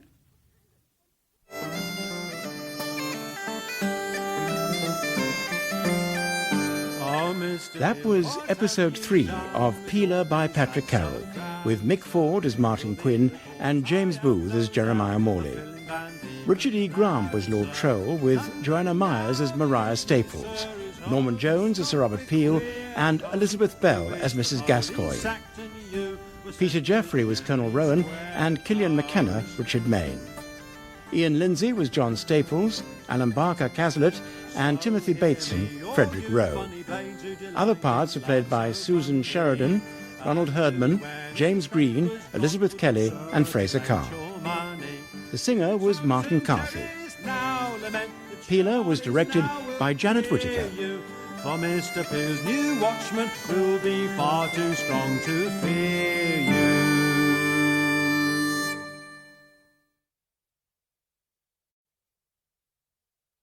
Whereas offences against property have of late increased in and near the metropolis, and the local establishments of nightly watch and nightly police having been found inadequate to the prevention and detection of crime, and whereas it is expedient to substitute a new and more efficient system of police in lieu of such Peeler by Patrick Carrol. Episode 4. within the limits mentioned, and to Oh, Mr. Peel, what have you done with your police act so grand, sir?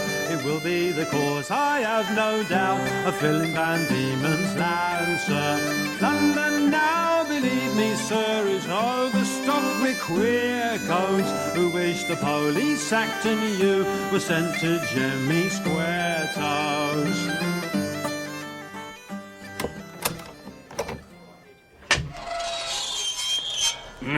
And what do you want here, Reverend? I wish to see Mr. Quinn. Huh? Martin Quinn. Quinn? Is a new one? Yes, he's been here a few days only. Let's see now. All right, Quinn. M for Martin. 3rd flight, number 31. Come, I'll point you in the right direction, Reverend. Thank you. That would be most kind. God bless you.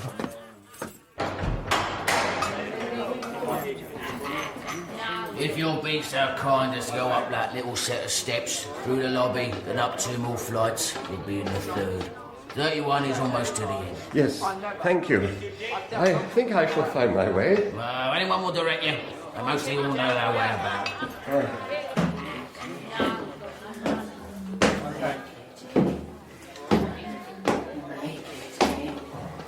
Merciful heavens. Make it in. Make it in. Make it in. Ah, yes. 31. Martin? Martin Quinn? Martin? Do you not know me? What? I'm sorry, Mr. Lytton. I neither saw nor heard you at first. It's so gloomy in here, and with my back to the door, and I was far away, in fancy at least. My dear friend, what you must be suffering. No, suffering is too strong a word. Some do suffer in this place, but most do not. I seem to be merely numb.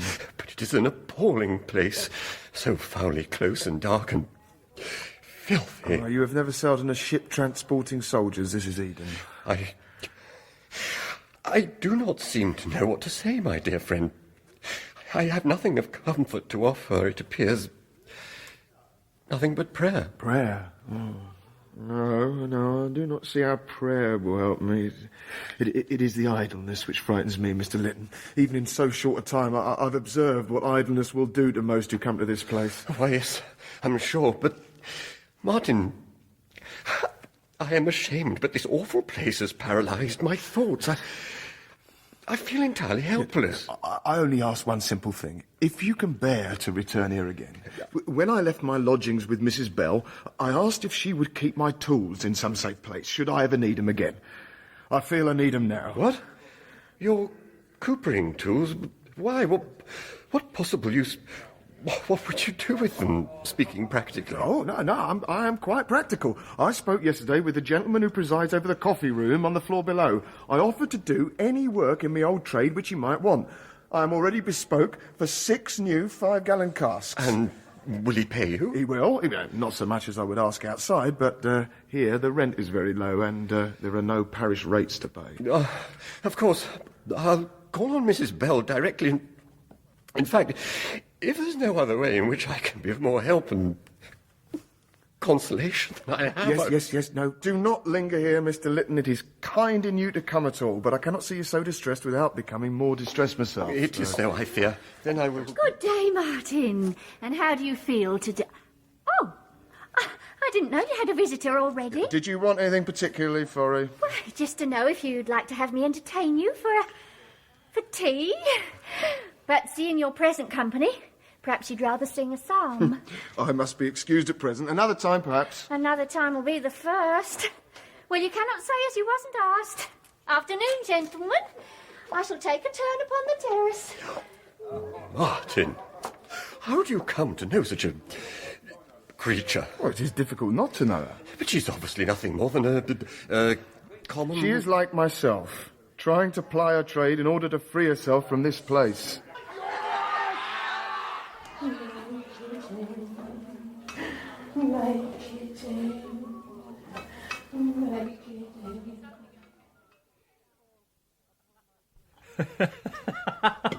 Oh, upon my soul, Father, I never saw a man's face fall so far as that Galumpus constable's did when Mr. Rowe gave his judgment. I trust it has had a salutary effect upon him, and upon his superiors. How upon his superiors, Mr. Rowe? Oh, my lord, Colonel Rowan and Mr. Maine must be made to understand that they cannot presume to usurp the ancient privileges of the English bench. I confess I was not aware that they did so. It has always been we, the magistrates, who have had executive powers of policing, we and the parishes. But do you not feel that the old police system had become perhaps too antique for these modern days? Perhaps so. I do not doubt that some reform of the police was called for. We are, after all, are we not, the party of reform? We are indeed, sir. However, I cannot admit the wisdom of taking the police entirely out of the hands of those with the widest experience in such matters and placing them in the hands of two complete outsiders whose appointment is in the sole gift of the Home Secretary. Oh, why, sir, there is no patronage attaching to the new police. The commissioners have assured me so themselves. In any event, we now have our own Secretary of State at the Home Department. True, although I admit to some trepidation as to how Lord Melbourne will fare in that post. I trust you will be less fawning toward the commissioners than was his predecessor. Oh, depend upon it, my Lord Melbourne, when he leaves off cuckolding Irish bishops, will see to it that any credit earned by the new police will come to him, and any blame they attract will fall upon the commissioners. My boy, I cannot approve of such a tone being used in reference to so distinguished a public man as Lord Melbourne. Do not be a humbug, Father. We are three gentlemen drinking port, not a leading article in the Morning Chronicle. I begin to doubt my wisdom in regretting that I so seldom see my eldest son at his father's table. Come, Father, do not be out of countenance with me. Is this not an occasion of celebration? Mr. Rowe has cocked a snook at the commissioner who so beset him, and I have had my own revenge for their insolence to me. Oh, I deplore the word revenge, my lord. However, it is true that your lordship's testimony ensured that justice was done. In truth, Mr. Rowe, I made certain that it should have been, although justice was scarcely my object. I beg your pardon, my lord. You do not wish me to believe, sir, that you actually took my word against that of the benighted Constable Quinn. Why, a glance would tell you that he had not the wits to invent such a story. Do you mean to tell us, sir, that you perjured yourself under oath? Oath? Am I so weak-minded that my will shall be turned and my intentions baffled by that farrago of prettily told tales which we call the King James Version? You are blasphemous, my lord. Mr. Rowe, I apologise most humbly for my son's infamous conduct. I feel it to be a shameful reflection upon myself. No, I pray, sir. I think the ladies will begin to notice our absence. Of course, my lord. You, sir, are at liberty to join us, stay where you are, or leave this house. As there is yet port to be drunk, and as the ladies are all my relations, I shall remain here, thank you, Father.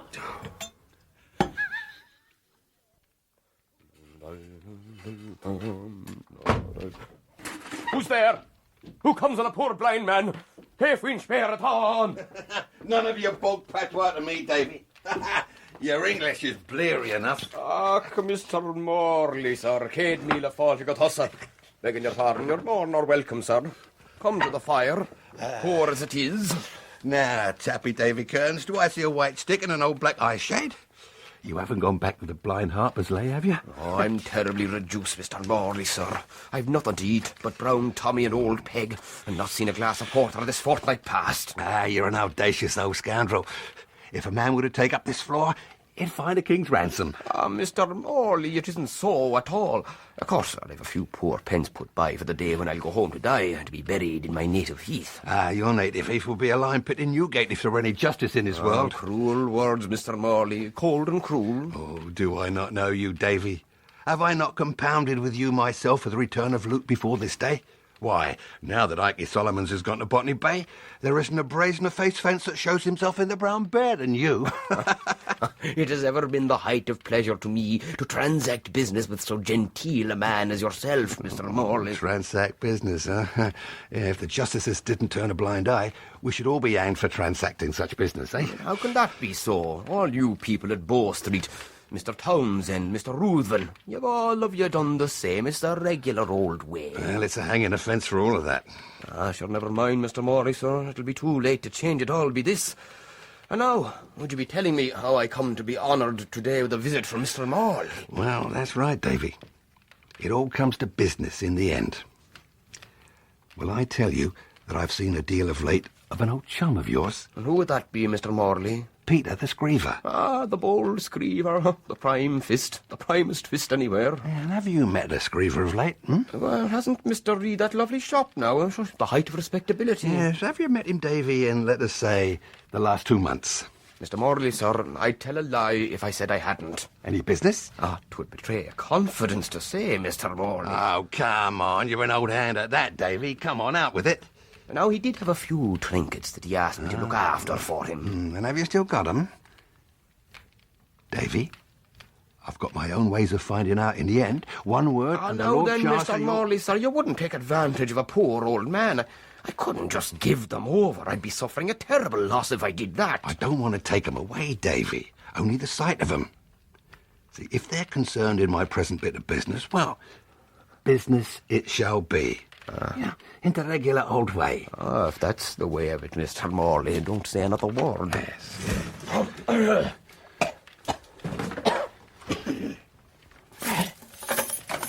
There you are, Mr. Morley. Pretty as a picture. Oh, trinkets, did you say? Well, did the Screever say where he bagged them? He did not. No more did the other gentleman. The other gentleman? I never heard his name, Mr. Morley, upon my eyes. I met with him and Screever in a snug little house at the west end of the town. He stood the punch and was the height of genteel all around. And what sort of looking man was he? I couldn't take to say, Mr. Morley. He kept his hat on and was well wrapped up the whole time. And he sat in the shadow and never left his seat.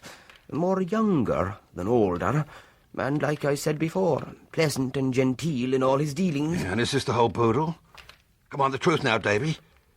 Is there any you've gone and fenced already? My eyes, Mr. Morley, sir. That's every piece I had of Screever, I swear it.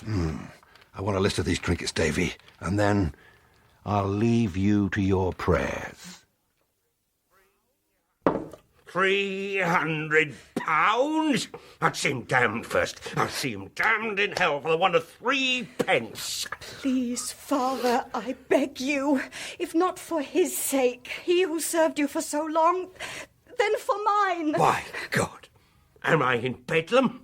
Have I a daughter so mad with ingratitude and disobedience that she begs me to find out £300 to free a man who struck her father to the ground?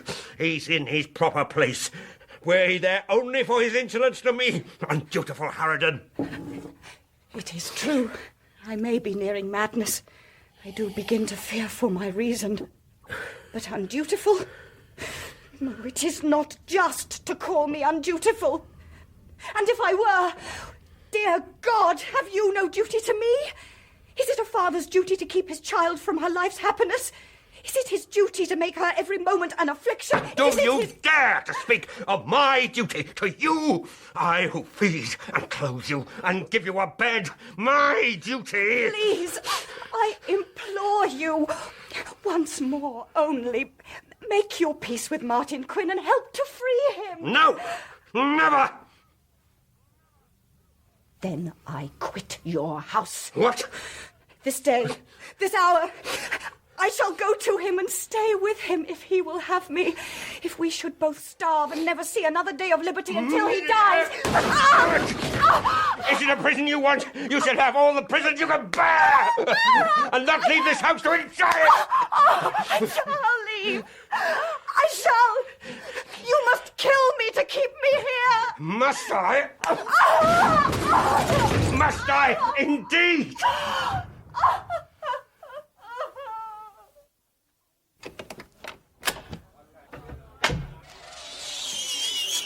Why, What an honour for my humble lock, Mr. Morley. Afternoon, turnkey. You look tolerably fit and prosperous. I holds up, Mr. Morley. Holds up and holds out. I wish to see a new scholar of your name of Quinn. Martin Quinn. Oh, it's a remarkable thing how many does. Clergymen, police sergeants, and now Mr. Morley of Bow Street. Who'll be the Duke of York next, I shouldn't wonder. Third flight, number 31. You know your way, Mr. Morley. I do, turkey, I do.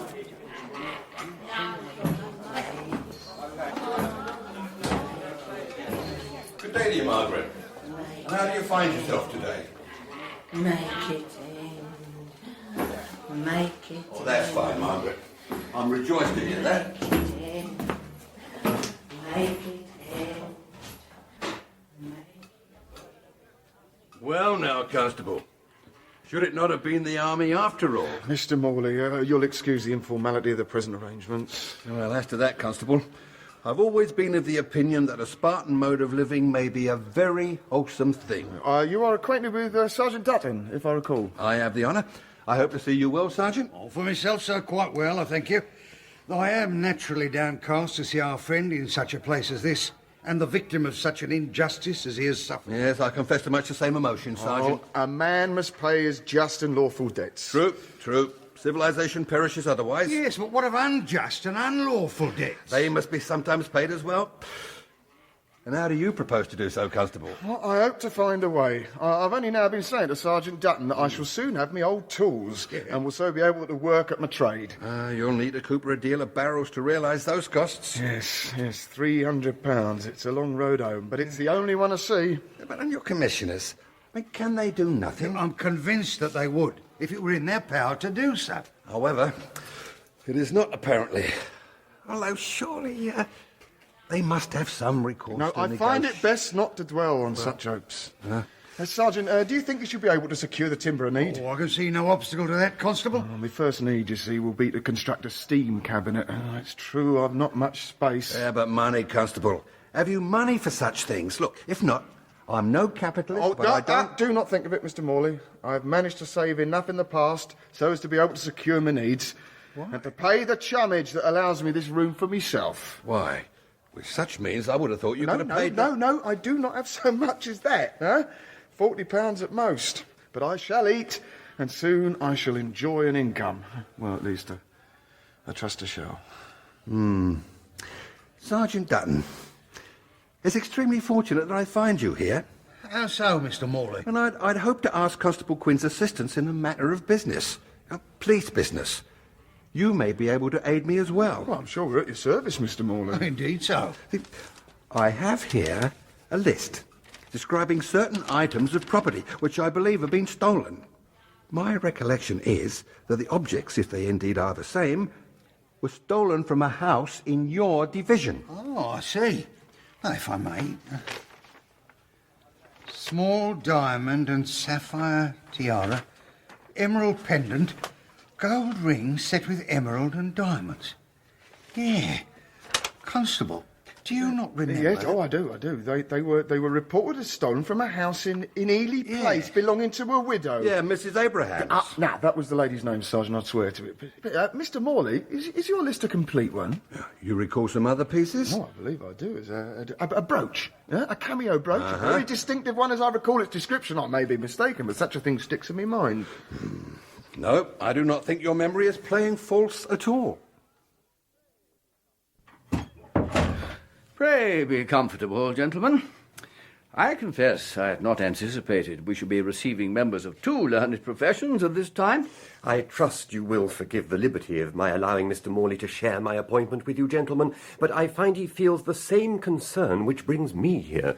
Colonel Rowan, Mr. Maine, it's very good of you to receive me at such unseasonable notice. We, or at least I, have not had the honour of your acquaintance, Mr. Morley, but we could hardly be expected to deprive ourselves of the opportunity of becoming known to so famous a man. Yes, particularly one whose field of endeavour is related, however tangentially, to our own. It's exceedingly gracious of you to say so, sir.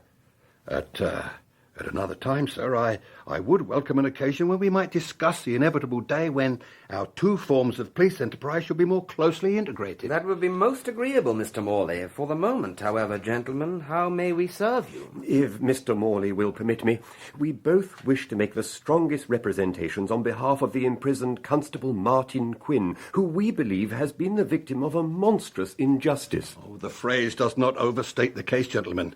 The decision of the court should never have gone against the constable in the first instance. And after the verdict, well, for Mr. Rowe to set such impossibly punitive damages was entirely iniquitous. Colonel? Yes. Gentlemen, it is undoubtedly a highly irregular procedure, but perhaps it would be best if I request Mr. Maine to read out to you a letter which we received early this morning from the Under-Secretary of State at the Home Department. Mr. Maine? Indeed, Colonel, I have Mr. Phillips' letter here. To the Commissioners of the Metropolitan Police, dear sirs, the Secretary of State, Viscount Melbourne, acknowledges receipt of your letter of the 8th ult. Regarding Police Constable number 47, Martin Quinn. In reply, Viscount Melbourne desires me to acquaint you that he cannot accede to your request that the Home Department in any degree mitigate the fines and costs, in default of which Constable Quinn has been imprisoned. Viscount Melbourne further requests me to state that to accede to such a request would be to cast an aspersion upon the entire magistracy of the country, and that he feels some surprise that the question did not appear to the commissioners in that light before they made their request. Yours, etc. Well, the Secretary of State does not equivocate, at all events. He does not, sir. Gentlemen, our helplessness in this business has left me with a damn bad conscience. I will not scruple to confess that within the bounds of a proper impartiality, I have watched Martin Quinn's progress in his short police career with a closer interest than I have that of almost any other recruit. He is, by all accounts, very able in his duties. True, Mr. Lytton, he is. But that apart, he has also my tacit encouragement as a former comrade in arms. Comrade in arms, Colonel? Yes, Mr. Morley. Constable at one time served in the 52nd Foot, my own regiment. As Corporal Quinn, he served under me at Waterloo. Why, sir, I was aware that Constable Quinn had been a regular soldier, but I had no idea of his regiment. And at Waterloo? Oh, yeah. Why, such a time ago he must have been in swaddling clothes. Not at all, Mr. Morley. Quinn, as I recall, would have been fully 15 or 16 years of age at that time. Is that not still a tender age for battle, Colonel? Bless you, sir. I was myself barely 14 when I became an ensign in the 52nd, and I was not the babe of the regiment by any means. Gentlemen, these recollections of Constable Quinn's past must make us doubly despondent as to his present and immediate future. True. I do not doubt that you gentlemen will feel that your interview with us has been a sadly unprofitable one. Indeed not, Colonel. I am sure that Constable Quinn would and will be gratified to know that the Commissioners are unwavering in their personal and professional esteem for him, and in their strong conviction of his complete innocence. If such an assurance affords Constable Quinn any consolation in his ordeal, it is most gladly given. Yes, sir. Martin Quinn stands in need of his friends. But it is not mere sympathy he requires. It is help of another kind. Oh, yes. Help of another kind. Miss? Miss Staples, are you all right, miss? Yes, Mrs. Gregory. Come in. I've brought you some supper, miss. Is he downstairs? I'm not to speak to you, miss. His orders. I'll put the food here. Oh, you must help me, Mrs. Gregory. You must. But I cannot. There's nothing I can do. If he should find me out, I don't know what... Yes, you are right. It is not fair to... But Mrs. Gregory, you have your orders? Please, quickly, before he comes, take this. Take it and give it to Mr. Little. I can't, miss. Oh, please. Oh, thank you, Mrs. Gregory. What's this? Off with you, Mrs. Gregory. I shall bring this dutiful girl her food myself in future. Take the food away. I will starve before I eat or drink again in this house. Downstairs, Mrs. Gregory. Yes, sir. Low, brazen. Will you beat me again? Should I choose to starve yourself wilfully, you who are the slave to your own appetites and who have never had the will of your own in 24 years? I have a will now because I have an object. Be content. You will never attain it. You will not leave this room until I see you broken back to your duty and obedience to me. Then I shall die in this room. And as to your object, he's done. Not 1 in 500 with debt such as his leaves that place but in a coffin.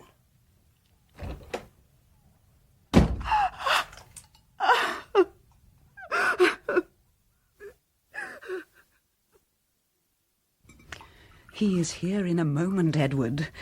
Do you really think it wise that you should be present during his visit? Why should I not be present? My dear Amelia, am I to be inconvenienced by such a fellow? But he is remarkably... Mr. Morley, ma'am. Good day, Mrs. Gascoigne. Good day, Mr. Morley. I have redeemed my promise to call again. So I see, sir. I regret that your visit does not find me entirely disengaged. Well, I'm sure this gentleman will excuse a brief intrusion upon matters of business.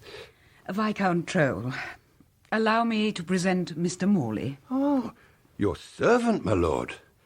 Although we've not been introduced, I had the opportunity of hearing your lordship's testimony in the case of your coachman and Constable Quinn. The renowned Mr. Morley of Bow Street, I believe. Extraordinary.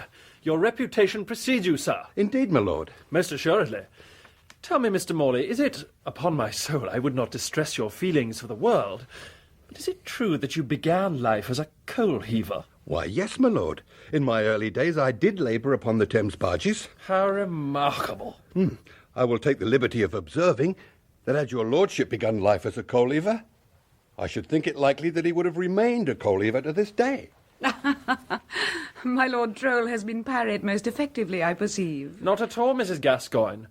It has ever been my opinion that it is most becoming in us that we remain gracefully in the station to which we are born. Perhaps so, my lord. In any case, are you perfectly sure that you would not prefer to withdraw while I speak with Mr. Morley? On the contrary, madam. I am not to be put out of countenance by policemen, however exalted they may have become in the minds of the vulgar. As you please, my lord. Mr. Morley, have the goodness to state your business. Gladly, ma'am. Mrs. Gascoigne, I observe that you include in your present costume a cameo brooch, which I believe you also wore on the occasion of my first visit here. Why, did I? Yes. I remember remarking my admiration of it to our friend, Mr. Reed.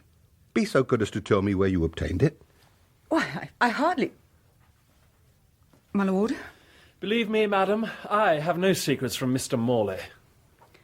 Why, the piece was, in point of fact, a gift to me from his lordship. Yes. Mrs. Gascoigne and myself, being friends of long standing, the brooch was a present to mark her recent birthday. Indeed. And what will your lordship say when I inform him that I have every reason to believe that the object presently adorning Mrs. Gascoigne's bosom is stolen property? Stolen? Here, shouldn't you be more interested in what goes into them kegs than in the kegs themselves? I would be. Yeah, no doubt you would be, Florrie. Here, don't you want a lap of this? Best Hollands. Yeah, in a while, perhaps, when I've done with this. I don't think you're a natural man, Martin. Indeed I don't. How so, Florrie? You don't want nothing. That ain't natural. Oh, I have my wants, Florrie, just as much as another. Make it in. Make it in. Make it in. Oh, Mr. Peel, That was episode 4 of Peeler by Patrick Carroll. Mick Ford was Martin Quinn, with James Booth as Jeremiah Morley, Richard E. Grant as Lord Troll, Elizabeth Bell as Mrs. Gascoigne, and Joanna Myers as Maria Staples. Peter Jeffrey was Colonel Rowan, and Killian McKenna, Richard Mayne. John Staples was played by Ian Lindsay, the Reverend Lytton by Timothy Carlton, and Lord Laverton by James Green. Other parts were played by Ronald Herdman, Mark Straker, Timothy Bateson, Susan Sheridan, and Elizabeth Kelly. The singer was Martin Carthy. Peeler was directed by Janet Whittaker. For Mr. Peel's new watchman will be far too strong to fear you.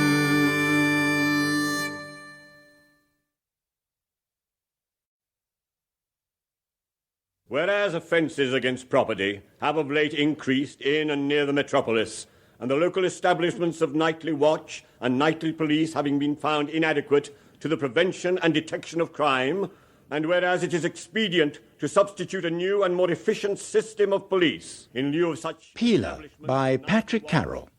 Episode 5. Oh, Mr. Peel, what have you done with your police act so grand, sir? It will be the cause, I have no doubt, of filling Van Diemen's land, sir. London now, believe me, sir, is overstocked with queer codes who wish the police act and you were sent to Jimmy Square Toes. Stolen? This brooch stolen? Mr. Morley, you are either mistaken or you attempt to jest in extremely dubious taste. Indeed not, ma'am. The brooch in question was until recently the possessed property of... whom, my lord? Why, sir, I bought it in a public house from an Irishman of rather amusing rascality. Where he came by it, I do not know and did not inquire. Indeed, my lord. Oh, come, my lord, this won't do. I believe we are both aware that the brooch is the rightful property of Mrs. Abrahams of Ely Place. Mrs. Abrahams? How can that be so? And further, my lord, so far from buying jewellery from this amusing Irish rascal, you in fact sold to him divers other pieces, also the property of Mrs. Abrahams. Is this true, my lord? Do you dare, sir, to accuse a gentleman of such transactions? Is it true, Edward? It is at all events impossible of any proof. I fear your lordship is very amateurish in this enterprise. Both Davy Kearns defence and Screever Reed, the forger, will, if necessary, testify against you. Why should they, sir? For the identical reason that your lordship's servants were willing to perjure themselves against Martin Quinn. It was in their interest that they not risk your lordship's displeasure. And why should those two villains be less loyal than my servants? They've certainly been well paid. Or do you pay them better? Again, your lordship betrays himself as an infant in these matters. I do not pay either of them a farthing. However, they are aware that if I choose, I'm able to make their illicit activities impossible, or at least unprofitable. Mr. Morley, should what I suspect be true, I shall be happy to bear witness against Lord Troll myself, regardless of the consequences. Have a care, madam. Any inconvenience visited upon me shall be repaid with interest. Regardless of any consequences to myself, Mr. Morley. Mrs. Gascoigne, in order to spare you the ordeal of a detailed interrogation, I will outline what I suspect to be the sequence of events which concerns us all here. A highly entertaining prospect, Mr. Morley. Having seen the letters forged by Screever Reed and addressed from his lordship to Mrs. Abrahams, I have deduced that Mrs. Abrahams visited this house on a number of occasions in connection with the services which you, ma'am, have informed me that you offered here to certain respectable ladies. Quite correct, Mr. Morley. In the course of these visits, I believe Mrs. Abrahams became acquainted with and enamoured of his lordship. What a flame to such a moth, Mr. Morley. Would you not agree? I may easily imagine that the surface glamour attaching to a gentleman of Lord Troll's position might well have had an unsettling effect on a widowed lady of Mrs. Abraham's age and temperament. Indeed. It does not require so very great an effort of imagination, after all, does it, Mr. Morley? No, indeed, ma'am. The internal evidence of those letters leads me to the conviction that Lord Troll represented himself as fully reciprocating Mrs. Abraham's amorous sentiments, and that, under that pretence, various sums of money were extracted from the lady. Mr. Morley, you must be very careful in making accusations which cannot be substantiated. Oh, believe me, I am, my lord. These sums were designated as loans which would aid his lordship through some trifling temporary difficulties.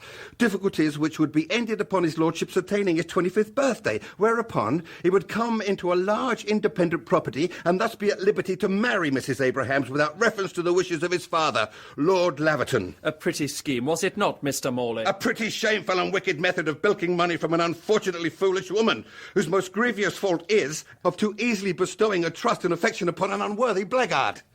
A fault, to my bitterest regret, upon which Mrs. Abrahams holds no monopoly. Do not be a hypocrite, Amelia. Who instigated such a plan in the first instance? I deny nothing. But I may easily perceive that I have been most foolishly blind to your lordship's refinements of the original scheme. Yeah. Shall I continue, ma'am? By all means, Mr. Morley. There would also have been, of course, Mrs. Abraham's letters to his lordship.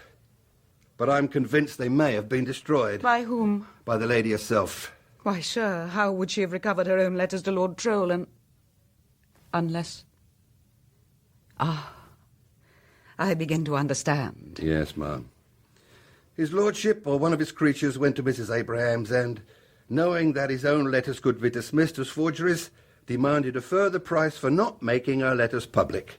A course that must have irredeemably compromised the lady. Prove it, sir, prove it, or I shall demand the satisfaction my honour requires. And do not Be still, my lord. A fool may see that Mr. Morley would thrash you senseless without troubling to remove his coat. Mr. Morley, can you provide proofs of what you say? Sufficient to satisfy myself, ma'am. I know that the jewels, reported as stolen from Mrs. Abraham's house, were sold to Davy Kearns by a gentleman whose description would not be incredible if applied to his lordship. But if the jewels were stolen, how did Lord Troll come by them? Surely even he does not stoop to housebreaking. You may depend upon it, madam. There was no robbery. A burglary was counterfeited to enable Mrs. Abrahams to account for, well, the loss of her jewellery. I expect the business was executed by Screever Reed. It bears his hallmark. I cannot doubt it, Mr. Morley. The supposedly stolen property was then turned over to his lordship in return for Mrs. Abraham's letters to him. So, my lord, this is how I am used. Everything that has passed between us has, after all, so little weight with you. Not at all, my dear Amelia. I have improved. You have cheated and deceived me. I have been made a fool of. Oh, tush, madam. Why, have you not that extremely valuable cameo brooch to compensate you for... Amelia.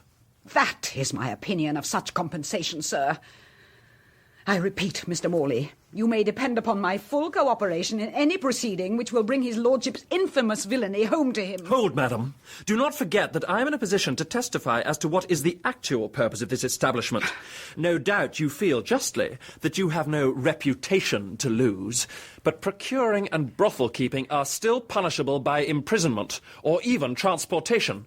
Am I not correct, Mr. Morley? Quite correct, my lord. I tell you, I do not care what happens to me, if only I am revenged upon you. I think, madam, that upon due reflection you will agree with me that the time has come for us to simply go our separate ways, with neither doing or saying anything which might discommode the other. I am so far in agreement with your lordship. However, before we all go our separate ways, you will oblige me by signing a document which I prepared. Sign? Indeed, I shall sign nothing, sir. You will, my lord. If you do not, the fashionable intelligence will shortly be aware that a certain young nobleman is to appear before the bar of the House of Lords upon charges of robbery, forgery, blackmail, and perjury. A process, I dare say, your lordship will find infinitely more discommoding than the one which I propose. What is this document? You may, of course, read it. You will find it to be a full account of what has concerned us here today. With such an attested paper in my possession, I may be able to undo some of the mischief that has already been perpetrated.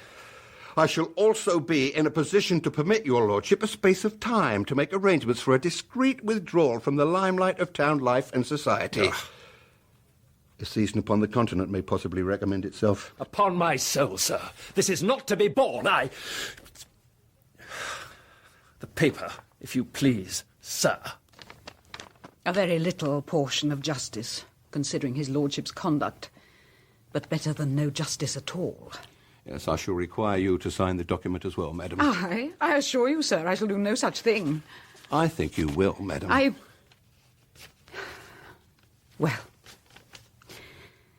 Well, when his lordship is quite finished. Don't be fretted, young man. You may sit down by a crippled man and come to no harm yourself. I will sit a while, thank you, sir. Tired out, are you, then? A little, yeah. Why, only being in this place is drudgery enough. If you're so soft as to work when there's none to make you work, well, you will be tired. Oh, and have you seen me working? I have. Well, the jail peeler's made a little cooperage in his own room. I find it better than being idle. Not so good as being free.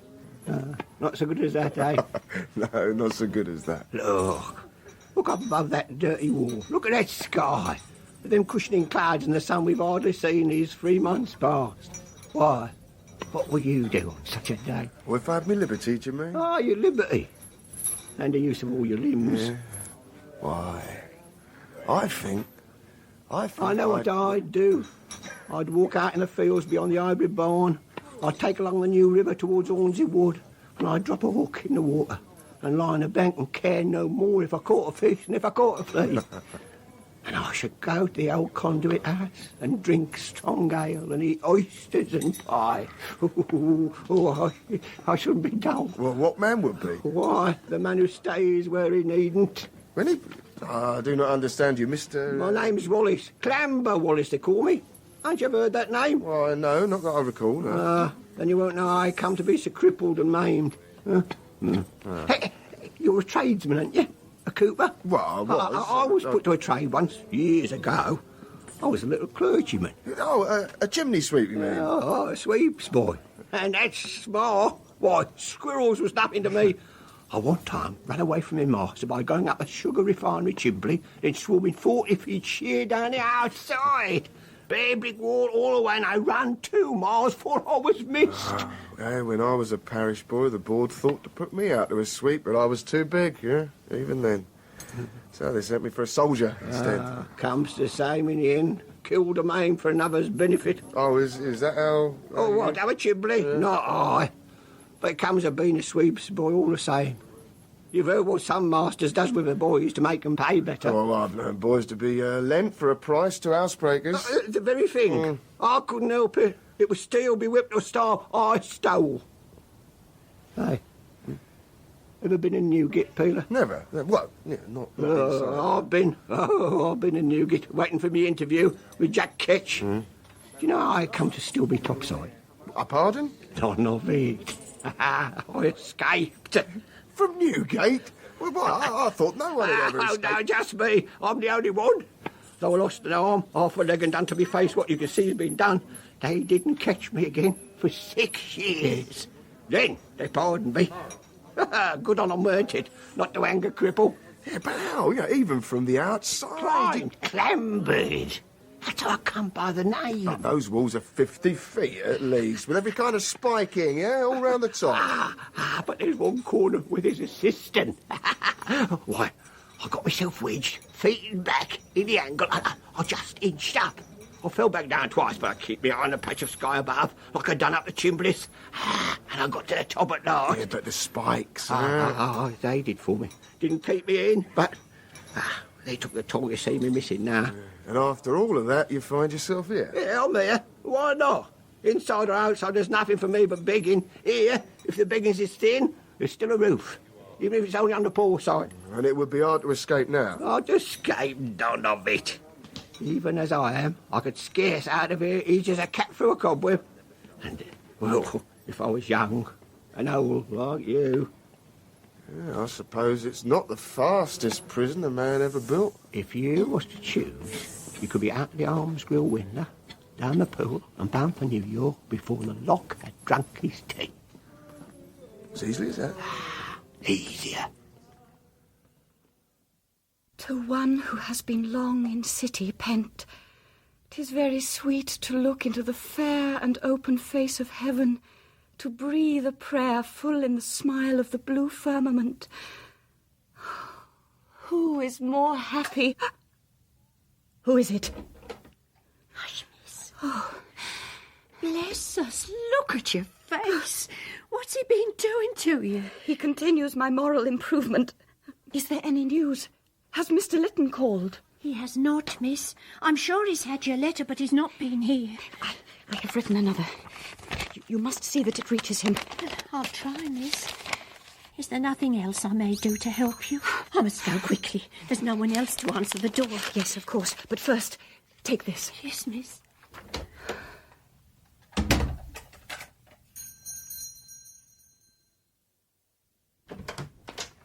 Mr. Lytton. Good afternoon, sir. Good afternoon, Mrs. Gregory. Is your master at home? Why, he is, It is sir. vital that I speak with him. Yes, sir. Walk in. Mr. Staples. Mr. Staples, sir. Wake up. What the blazes do you want here, curate? If Mrs. Gregory will excuse us... Yes, back to your kitchen. And I shall want another bottle of spirits presently, Mrs. G. Yes, Mr. Staples. Now, curate, what brings you here? You haven't been to my house in a long while now.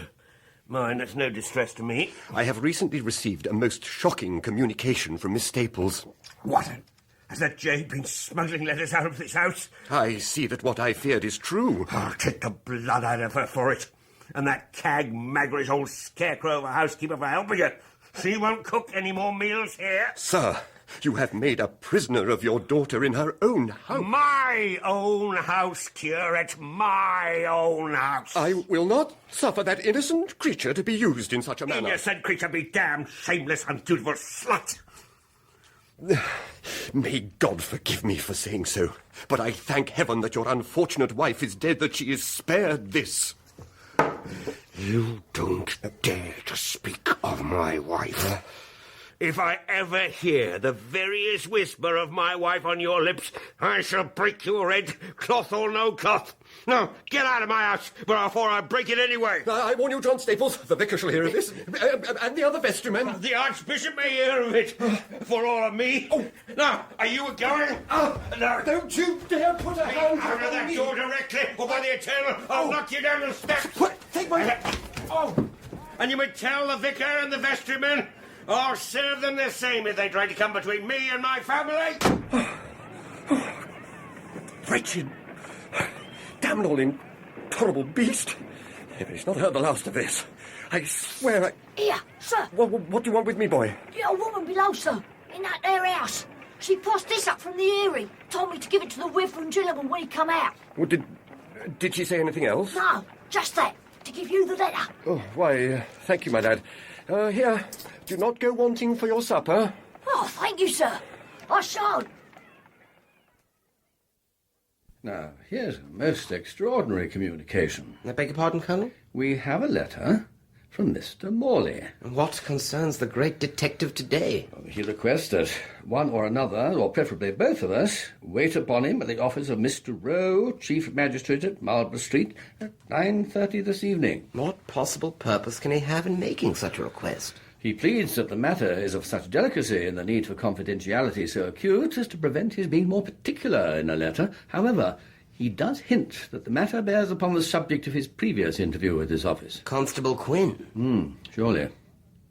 Well, for my part, I shall certainly attend at Mr. Rowe's office. Despite that gentleman's undisguised antipathy to our police and ourselves? Yes, despite that. I feel obliged to do anything which might conceivably aid Constable Quinn, yes. Be assured, Colonel, you may depend upon my company and support. Thank you, my friend. The fate of a solitary constable may appear to some a trivial matter, but I cannot regard any unredressed injustice in that light.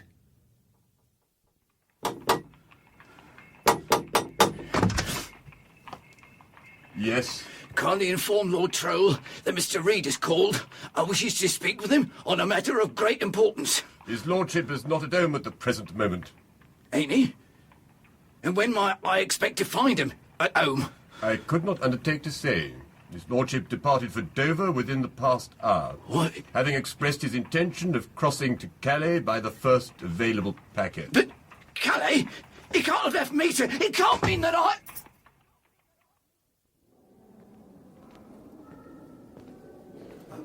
Pardon me, Lord Loverton. This letter has been delivered by messenger from the magistrate's office at Marlborough Street.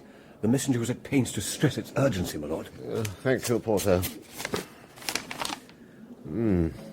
My lord, I trust that you will excuse me the liberty of addressing you with the most urgent request that your lordship find it convenient to call to my office here at Marlborough Street tonight at 9:30. I would not think of intruding upon your lordship's time and condescension were I not in possession of intelligence of a most pressing and disturbing nature.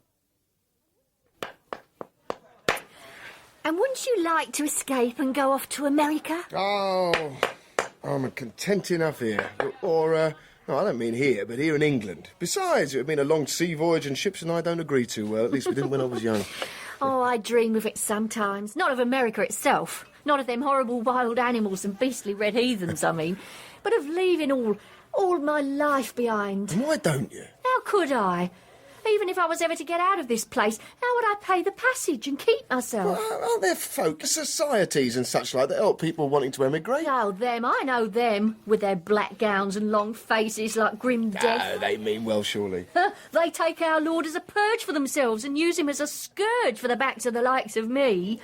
I am what I am, and I ain't proud of it, But I'll have some gaiety out of this life, or I shan't have no life at all. So you should, but don't you think... Good evening, Martin. Why, Mr. Lytton, have you braved the dungeons again? Well, it's noble in you. Are you acquainted with Miss... Yes, I encountered the young woman on my previous visit. Come, Reverence, you can't catch a pox just a looking. Really? Martin, I must speak with you privately. I have a letter for you from... A letter I'm sure you would rather read when not in company. A letter? Who writes to me in such a place? Miss Staples. Who is Miss Staples? Miss Staples is the daughter of my former master. And what are you to her that she should write to you in a prison? Why, Florrie, Miss Staples and I had hoped at one time to marry. Why? Well, I'm happy to hear that. I had thought that one time that you were not like, well, that you didn't have a man's natural feelings towards women. But now I'm truly delighted. Goodbye, Martin. I'm sure we shall see each other again, Florrie. You are almost always welcome here. Martin, I do not know how you can tolerate the company of such a creature. No, I don't expect you to. May I see Mariah's letter, and is there any other news? I called upon John Staples today. And how does he prosper? He is a drunken brute. He treated me abominably. Well, did you particularly upset him, or was he simply acting in his usual way? I went to remonstrate with him over his treatment of his daughter. He was... But perhaps you had better read Miss Staples' letter. It no doubt bears upon the subject. Yes, the letter. My dearest Martin, it has become clear to me in my hours of solitude that existence without my heart's desire is not to be borne.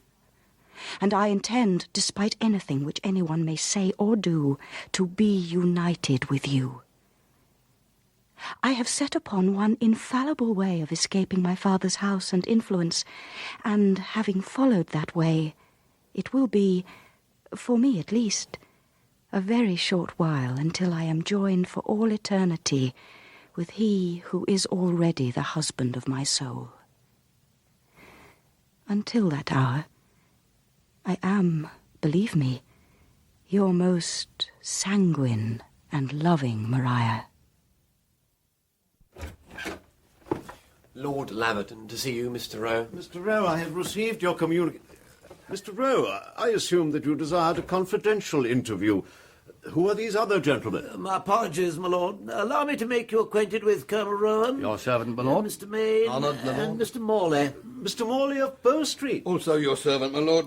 I confess myself to be at a loss to comprehend what my presence might possibly add to such a distinguished assemblage. Mr. Morley, as it is by your request that we're gathered here, perhaps you'll be good enough to explain your purpose. Most certainly, Mr. Rowe.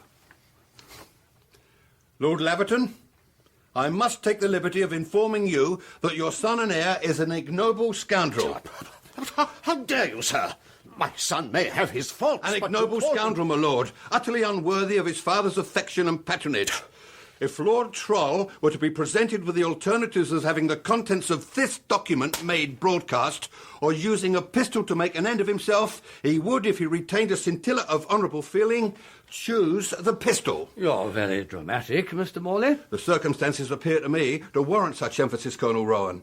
We are, after all, concerned first and foremost with ameliorating the black injustice presently being suffered by Constable Martin Quinn. Quinn? You mean the constable who appeared before me last...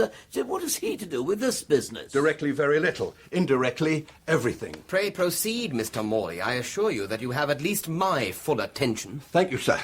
Mr. Rowe. As you have observed, Constable Quinn appeared before you some months ago, and was found against as a direct result of the perjured testimony of Lord Troll and his servants. How do you establish that remarkable assertion, Mr. I Morley? established it by adducing a signed deposition to the effect. And if any of you gentlemen doubt it, read this document and note the signatures at the bottom, one of which I am sure will be familiar to Lord Laverton at least. How do we know this paper is genuine? or by what means it was acquired. It may, for all we know... Peace, Mr. Rowe. I perceive that there is no profit in pretence. My lord? Gentlemen, I am most abjectly ashamed to admit that Mr. Rowe and myself have been aware of my son's perjury for some days past. What? He admitted, nay, boasted of it. Well, do you mean to say, Mr. Rowe, that being cognizant of these perjuries, you have allowed Martin Quinn to remain in his present state? Well, what would you have me do, Mr. Maine? Oh, come, sir, you're a lawyer, a gentleman conversant with courts and their proceedings. Gentlemen, was I to undermine the public confidence in our British justice by trumpeting an entirely understandable error committed in an entirely unimportant case? Unimportant case? Yeah. Upon my soul, sir, you're exceedingly generous with another man's suffering and loss of liberty. Be that as it may, Colonel, what would you have me do? If you will allow me, Mr. Rowe, I believe I may suggest Mr. Morley, do you vouch for the entire accuracy of this statement signed by my son to this infamous business of forgery and blackmail? For your own sake, my lord, I'm deeply grieved to say that I must.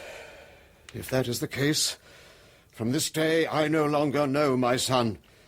He is disinherited from this moment. Oh, well, that is a matter for your lordship. It is Martin Quinn who concerns me. Yes, Mr. Morley, my colleague and I are also primarily interested in what may be done for Constable Quinn's relief. And release. It is undoubtedly most regrettable, but I do not see how what has been done can be undone. Do you not, Mr. Rowe? Ah, well, I think I may see a way clear. Lord Laverton. Sir?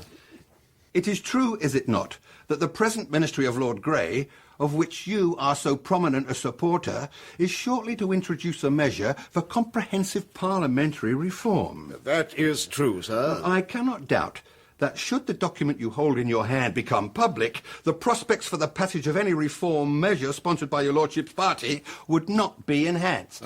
Surely, gentlemen, our entire party cannot be impeached by a scandal attaching solely to his lordship's son. What is it precisely that you propose, Mr. Morley? I propose, Colonel, to entrust that document to yourself and Mr. Maine. Gentlemen, if a method can be devised whereby Constable Quinn's liabilities might be discharged and his professional character vindicated, then I am sure that the commissioners will be entirely willing to exercise their own discretion when considering whether to bring the document to the attention of the Lord Chancellor. The Lord Chancellor? Or in advising Constable Quinn as to the wisdom of its use, should he be inclined to bring a private action against Lord Troll. Well, indeed, Mr. Morley, I'm sure that Mr. Maine and I desire only that justice be done to Constable Quinn. We are in no wise anxious for the unnecessary embarrassment of innocent parties. One would expect no less of you and your distinguished colleague, Colonel. My lord, Mr. Rowe, you will perhaps wish to consider the matter privately? Yes, Mr. Morley, if you and the commissioners will be so kind as to excuse us. In parting, I may assure you of my opinion that the course you tacitly suggest is entirely practicable, insofar as I may make it so. I am happy to hear you say so, my lord. Good evening, gentlemen. Good evening. Good evening. Gentlemen. Come, Mr. Morley, will you do me the honour of returning to Whitehall Place and joining Mr. Maine and myself in a little light supper? Delighted, Colonel Rowan. I'm honoured and delighted.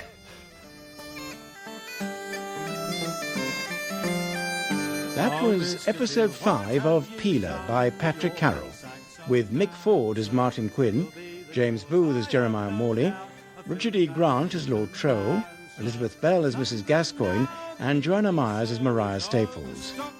Peter Jeffrey was Colonel Rowan, and Killian McKenna Richard Maine. John Staples was played by Ian Lindsay, the Reverend Lytton by Timothy Carlton, Florrie by Susan Sheridan, and Frederick Rowe, Timothy Bateson. Other parts are played by Norman Jones, Elizabeth Kelly, James Green, and Fraser Carr. The singer was Martin Carthy. Peeler was directed by Janet Whittaker.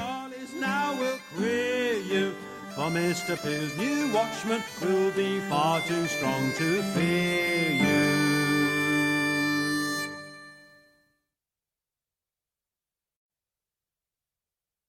Whereas offences against property have of late increased in and near the metropolis, and the local establishments of nightly watch and nightly police having been found inadequate to the prevention and detection of crime, and whereas it is expedient to substitute a new and more efficient system of police in lieu of such... Peeler by Patrick Carrol. Episode 6. Oh, Mr. Peel, what have you done with your police act so grand, sir? It will be the cause, I have no doubt, of filling Van Diemen's land, sir. London now, believe me, sir, is overstocked with queer codes who wish the police act and you were sent to Jimmy Square Toes. So, girl, Mrs. Gregory has said that you begged to see me. I do, Father. Upon what subject? Not that there can be but one subject between us at present. Indeed, I am aware of it, Father. And I wish to tell you, at last, that I have been so blessed as to see now how grievously I have offended against you. That would be a blessing indeed. If it were true. I pledge that it is, Father. I have been given to realise that my demeanour towards you has been most abominable and hateful. So it has.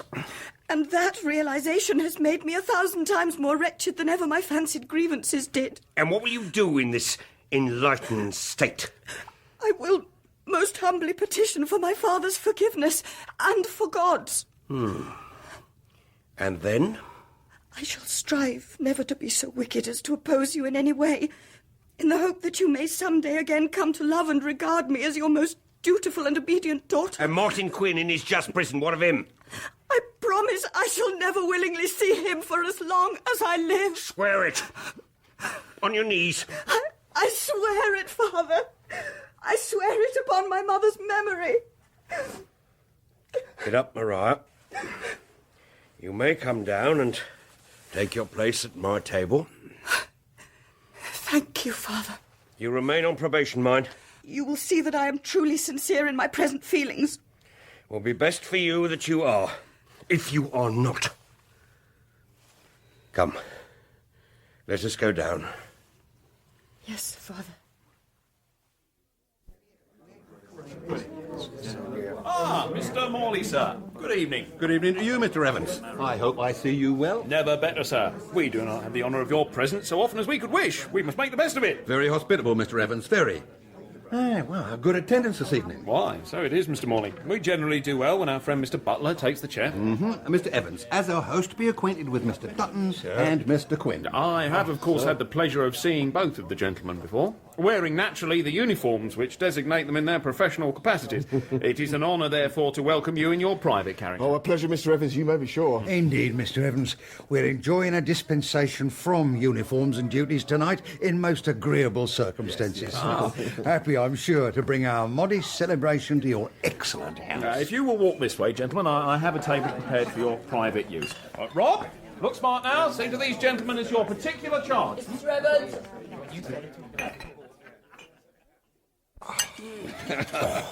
Well, Mr. Dutton, your health, sir. Sir. I am aware that of all of Mr. Quinn's colleagues, none has been more faithful in his support and sympathy during the dark days just ended. Yes. Allow me to return thanks, Mr. Morley, and to assure you that I have only acted out of the united feeling of our entire division. I am sure that knowledge has been a great consolation to Mr. Quinn in his ordeal. You're right, Mr. Morley. Bad times show good friends. Yes. Oh, there's justice in that. I cannot deny that in the past Mr. Quinn and I have had those conflicts as will arise between the commanding and the commanded, and some other differences as well. Novels in the coattail, eh? And reform views, yes, Mr. Dutton? Just so. Mr. Quinn has had ways and ideas I've thought unseemly in a police constable. Not in keeping, was my opinion. But we can't all be constituted the same way, and I've never had a lasting word to say against Martin Quinn, as a man or as a constable. No, nor as anyone else, as I'm aware of, and I don't scruple to say so. Mr. Dutton, you're too kind. Hush, Mr. Quinn, hush. The sergeant, I call him so merely to give his words the weight of his rank, says nothing of you not attested by the commissioners themselves. You do get on exceedingly well with Colonel Rowan and Mr. Main, considering the short span of your acquaintance. Why, I must own that we have found ourselves of one mind in things in general in our few meetings. Remarkable gentlemen both. Colonel Rowan in particular. Come the truth, Mr. Morley, how did you do it? Do it? I fail to understand you, Mr. Quinn. Do what? Secure me release. Now, I don't know much, Mr. Morley, but I'm sure it was you that managed the business. Why? How could Mr. Morley... Luck, sir. Little more. I did exercise a little discreet manipulation, but in truth, I found myself sitting in Fortune's lap and was able to bring certain parties around to my way of thinking without too much difficulty. But which parties and how? Oh, in time, Mr. Quinn, in time. In any case, I am sure you have benefited me more than I... Mr. Quinn, what is it? I must ask you to excuse me for a moment, gentlemen. The individual who takes his seat by the fire. Is he who I imagine Mr. it is? John Staples. Ah, indeed. Good evening, Mr. Staples. What in damnation are you doing out of... Well, Prentice, what do you want of me now you're here? I thought, first I might have the pleasure of refilling your glass, Master Staples. Send up a dram, then. My guts seem to want it tonight. And I ain't particular who I get a drink of, so long as I get it. You shall. I've told the boy to bring your usual directly. Mr. Staples? No. Well, you'll know where I've been these past months. I've heard. From Mariah, from Miss Staples. And others. A man finds a deal of time to think in such a place. Does he, then? I wouldn't know. Never having been in quad myself. Being there rather cleans out the mind, if you understand me. You seem to get closer to putting things in their proper order. What things might they be? Why, for one, I find it ain't important to me to quarrel with you anymore, Master Staples. You don't, eh? You don't find it important? No. Did you think of giving me your apology, then? Did you think to make amends for the liberties you took and the usage you've given me? Is that your proper order of things? No, I don't find I've any apology to make to you. I regret that our differences came to the point they did, but they did. And the one thing I wish to do is to put it right from me mind, to leave it lie down, start a fresh slate. Is that what you want? Well, it won't do for me. I ain't a forgetting sort of man, nor yet a forgiving one. No, I can't say as I ever supposed you were, but... Come, there's something behind this. You want something of me. I can see it. Only to mend our differences, or at least... Mr. Staples, a few days ago I received a letter from your daughter. Did you, though? She's a great one for correspondence, is Mariah. Though I think she'll be having less of it in future. As I don't need to remind you, sir, your daughter and I have desired for several years past to be married. In the letter I speak of, Miss Staples does me the honour of asserting her determination that we shall be so united, regardless of any opposition. Does she indeed? Yes. Now, it would be much more agreeable to us both, I'm sure, if you should approve or at least not oppose our union. Now, that is why I have spoken to you as I have tonight. But approval or no, we shall be married. You won't. How are we to be prevented, huh? Not by coercion, physical or... No, not by coercion, I promise you. I will not suffer any Coercion man... be damned. You shall not be separated from my daughter by any force, but by her own choice and inclination. Her choice? But I know her inclination is all in favour of... I know it. Do you? Well, I know better. So you wish to mend your quarrel with me tonight? I did. Well, you failed. You are still my enemy and shall remain so till one or both of us is dead. But I did mend another quarrel today. Another? Aye, with my daughter. She pleaded that I might see her in her room this morning, and she humbly begged for my forgiveness. Begged upon her knees. She couldn't. On her knees, with hot tears of shame streaming down her face. Almost affecting it was. And then she followed me downstairs and presided at my table, as is her place, the very picture of a meek and dutiful daughter. I don't believe it. That's a lie. Is it? Why, you may come to my house and ask her if it is. Only that she don't want to see you ever again on any pretext whatsoever. She will have to tell me so herself. Then you come and ask her. But ask her from the street, for if you ever set a foot over my doorstep, I'll put a ball between your eyes. You threatened to shoot a police officer. Oh, don't come that gammon. There's no policeman between the two of us. Prime your pistol then, for I shall be at your doorstep at 9 o'clock tomorrow morning. I wish you good night. Good night, Prentice. Thank you for my liquor.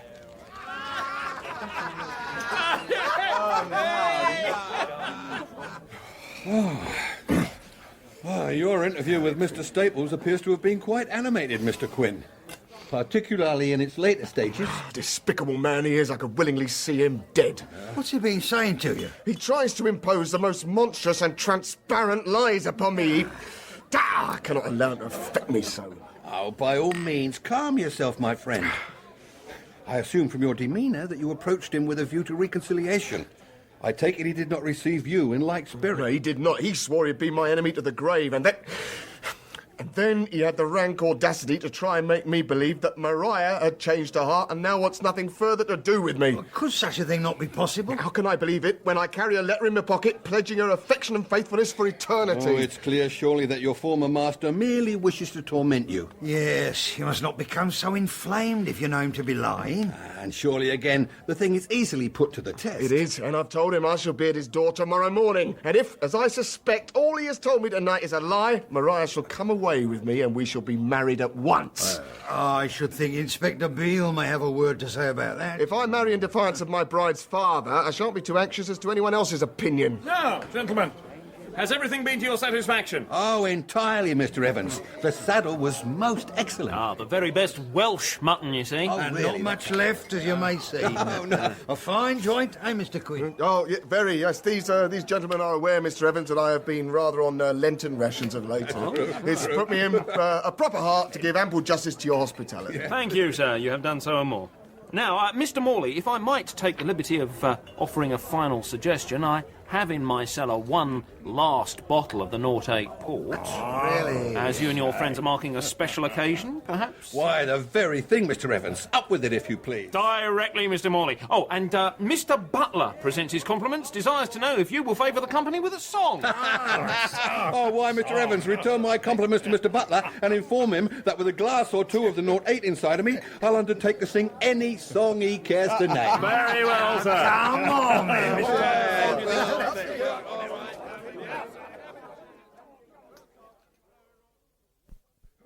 All right, come, Mr. Dutton. Is your head quite clear yet? Quite clear enough, thank you, Mr. Morley. Are we leaving? Oh, yes, Mr. Dutton.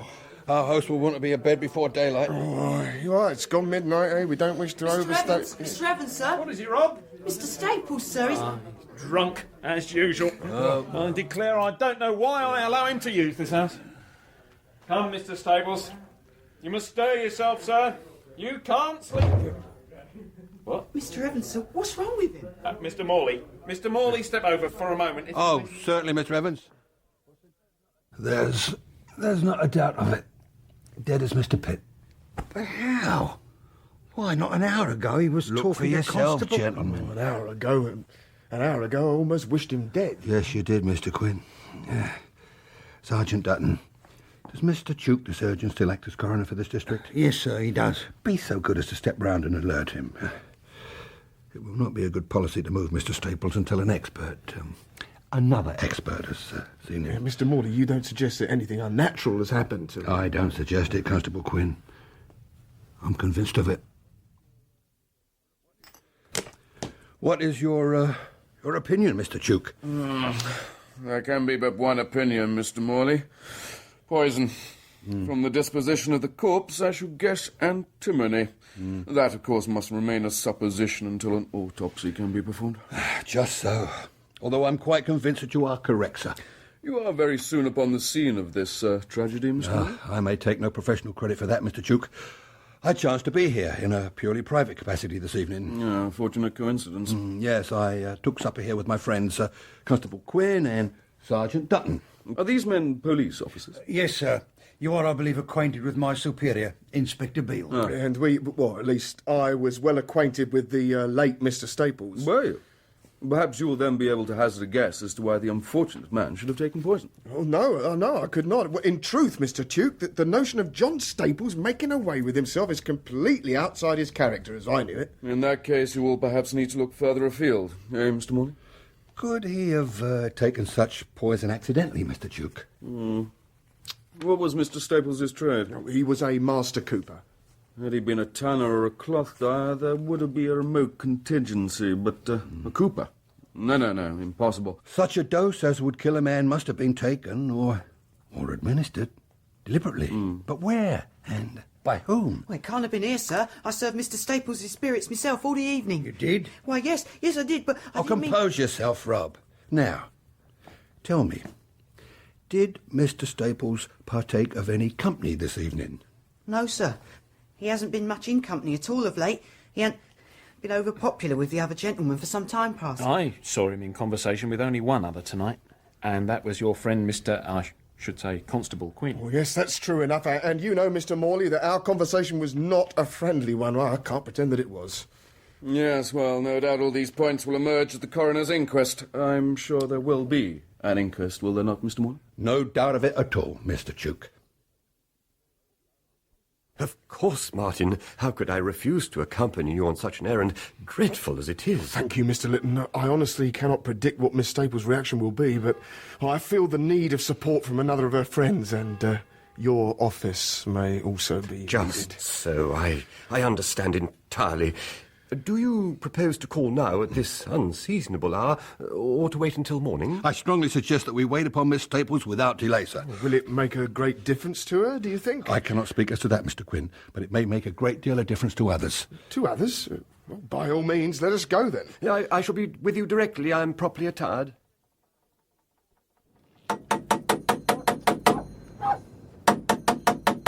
There is someone at home, surely. There must. Where would the household be at 3 o'clock in the morning? Decamped, perhaps. Decamped? To what purpose, Mr. Morley? What indeed? Such an idea is absurd. Oh, no doubt you're right. Try the door again, Mr. Quinn. Oh, Mrs. Gregory, where are you? The poor woman must be getting deaf as a post. There's a light. Mrs. Gregory! Maria! It is Martin Quinn at the door! I must come in! Blessings upon us, Mr. Quinn. What are you doing here, and at such an hour? Do not distress yourself, Mrs. Gregory. Is Maria at home? Well, I have news for her. What is it? What's happened? Your master has not come home tonight, I believe, Mrs. Gregory. Well, I did not hear him, surely, sir, but I sleep away at the top of the house. I fear he will not be coming home again, ma'am. He is dead, Mrs. Gregory, at the Saracen's Head, not 3 hours ago. But how? Well, we think... That's not entirely clear, ma'am. He was taken at first to be in a drunken stupor at the end of the evening. Closer examination, however, revealed him to have expired. Oh, what a dreadful thing.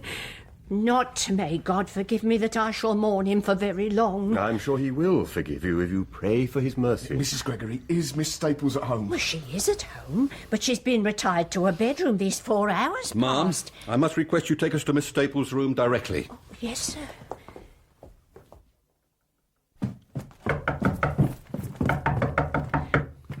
She must be sleeping very soundly. Really, I don't like to wake her, sir. Miss Staples! Miss Staples, I'm coming in. Asleep after all. And I was sure she'd be far away by this. And so she is. What? Why, she cannot be. Oh, you and I have looked often enough upon the faces of the dead to know. No, it cannot be. A hand. Give me a hand. No, there's not a tremor. Not a breath. There's nothing. May God forgive her. May we all forgive and be forgiven. Be still of God. She will have such peace and mercy as her in creation, and God will look on helpless, world without end. Martin, such words at such a moment. See to Mrs. Gregory, Mr. Lytton. There is no need for you here. Your name is written on this letter by the bed. Oh, give it to me, and be so good as to go downstairs, Mr. Morley. I shall touch nothing but the letter, of course. But Martin, surely... Leave me! Oh.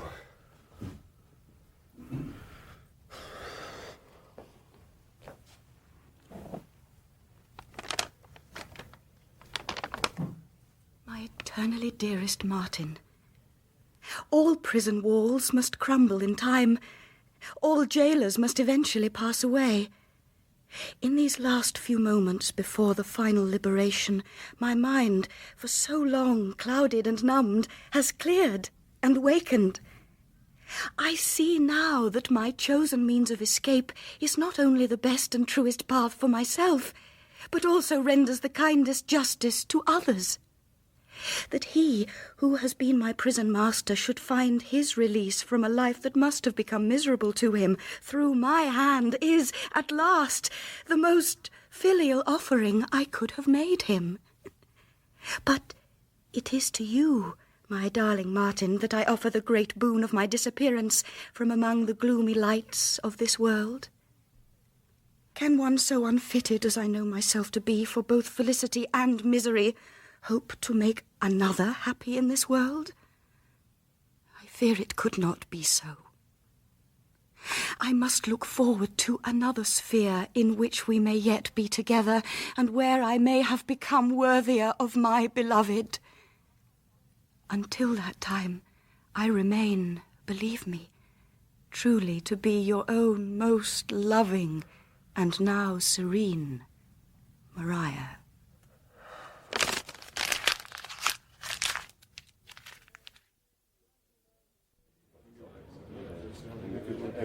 Gentlemen, if you please. Foreman, has the jury reached its verdicts? We have, sir. May we hear them, if you please? Yes, sir. We, the jury, called by the coroner of this district to inquire into the deaths of John George Staples, Master Cooper of Northampton Square, Clerkenwell, and of Maria Caroline Staples, spinster of the same address, after considering the evidence placed before us, find that John Staples met his death as the direct result of a large dose of the poison antimony, administered by his daughter Maria Staples, while the balance of her mind was disturbed, and thus return a verdict upon him of unlawful killing.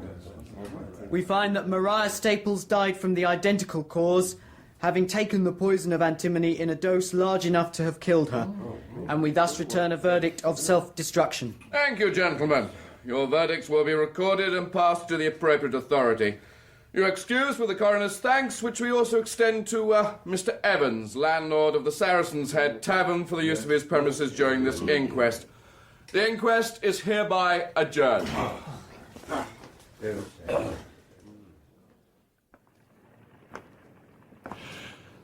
And that is the end of the chapter.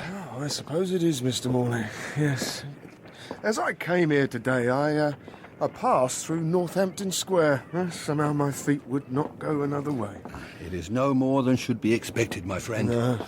I noted, by the way, as I passed, that your friend Mr. Reed's printing shop is dark and shuttered. Yes.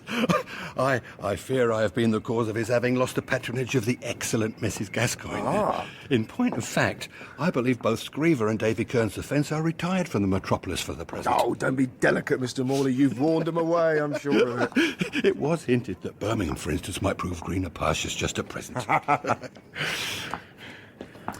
I observe that you are once more in uniform, Constable. Yes, I resumed it only today. And how do you find yourself in it, after all that's passed? Oh, much the same. The streets and the people in them have not altered greatly on account of my absence. Oh, there have been alterations, depend upon it, Constable. And it's your duty, as it is mine, to observe and be aware of them. And thus be better able to sweep away the drunkards and harlots and keep the rabble at bay, yeah? Well, I must own that since I've ventured that description of your duties, my opinion of the new police has altered somewhat for the better. Well, I'm happy to hear you say so, Mr. Morley. Which is not to say that the humble abilities of some of the old police can be entirely dispensed with. See, not all deaths, for instance, will be so easily explained as those of the tragic Miss Staples and her father. Oh, that is certainly true. You will know that there was a moment when I felt sure that John Staples' death would be laid upon my head. Most unlikely, from a detective point of view. No court could have sustained such an idea. But yet must I remind you that courts have been mistaken before and will be again? The more the need, then, for the new police to become able detectives.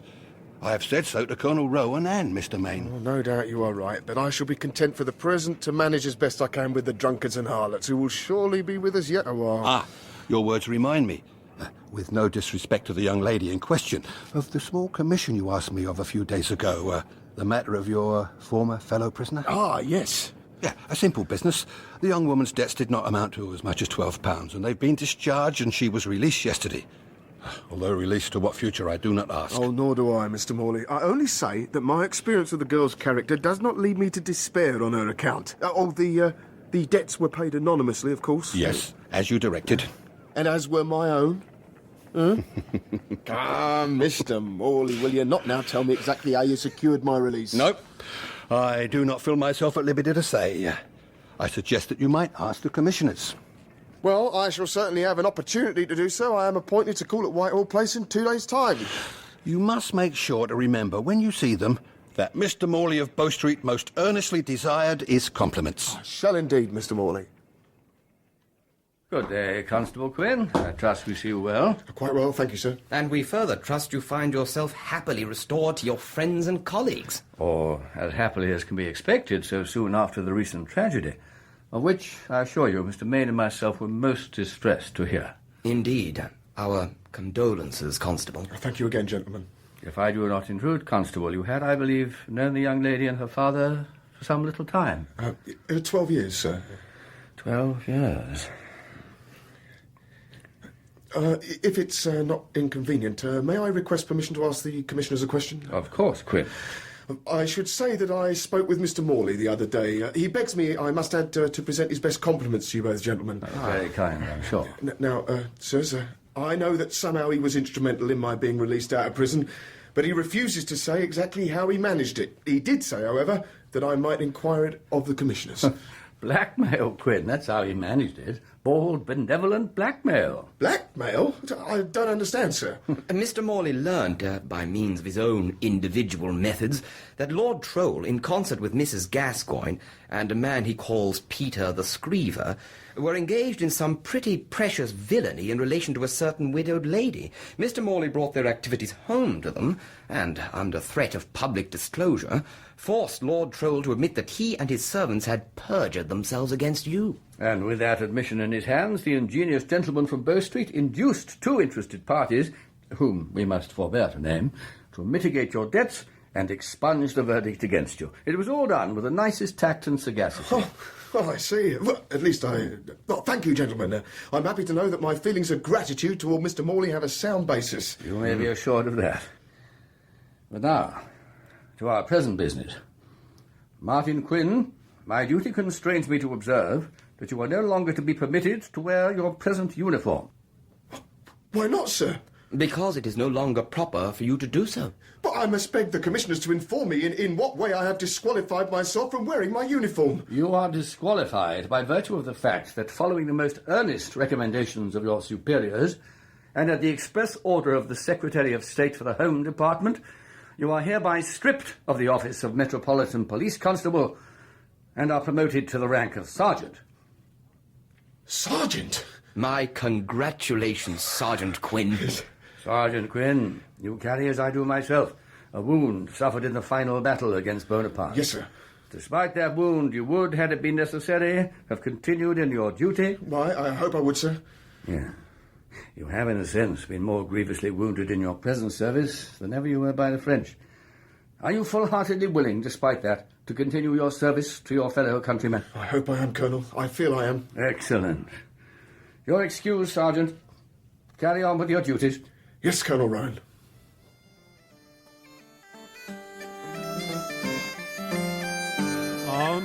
That was episode 6 of Peeler by Patrick Carrol, with Mick Ford as Martin Quinn and James Booth as Jeremiah Morley. Peter Jeffrey was Colonel Rowan, Killian McKenna Richard Maine. Joanna Myers played Maria Staples, and Ian Lindsay John Staples.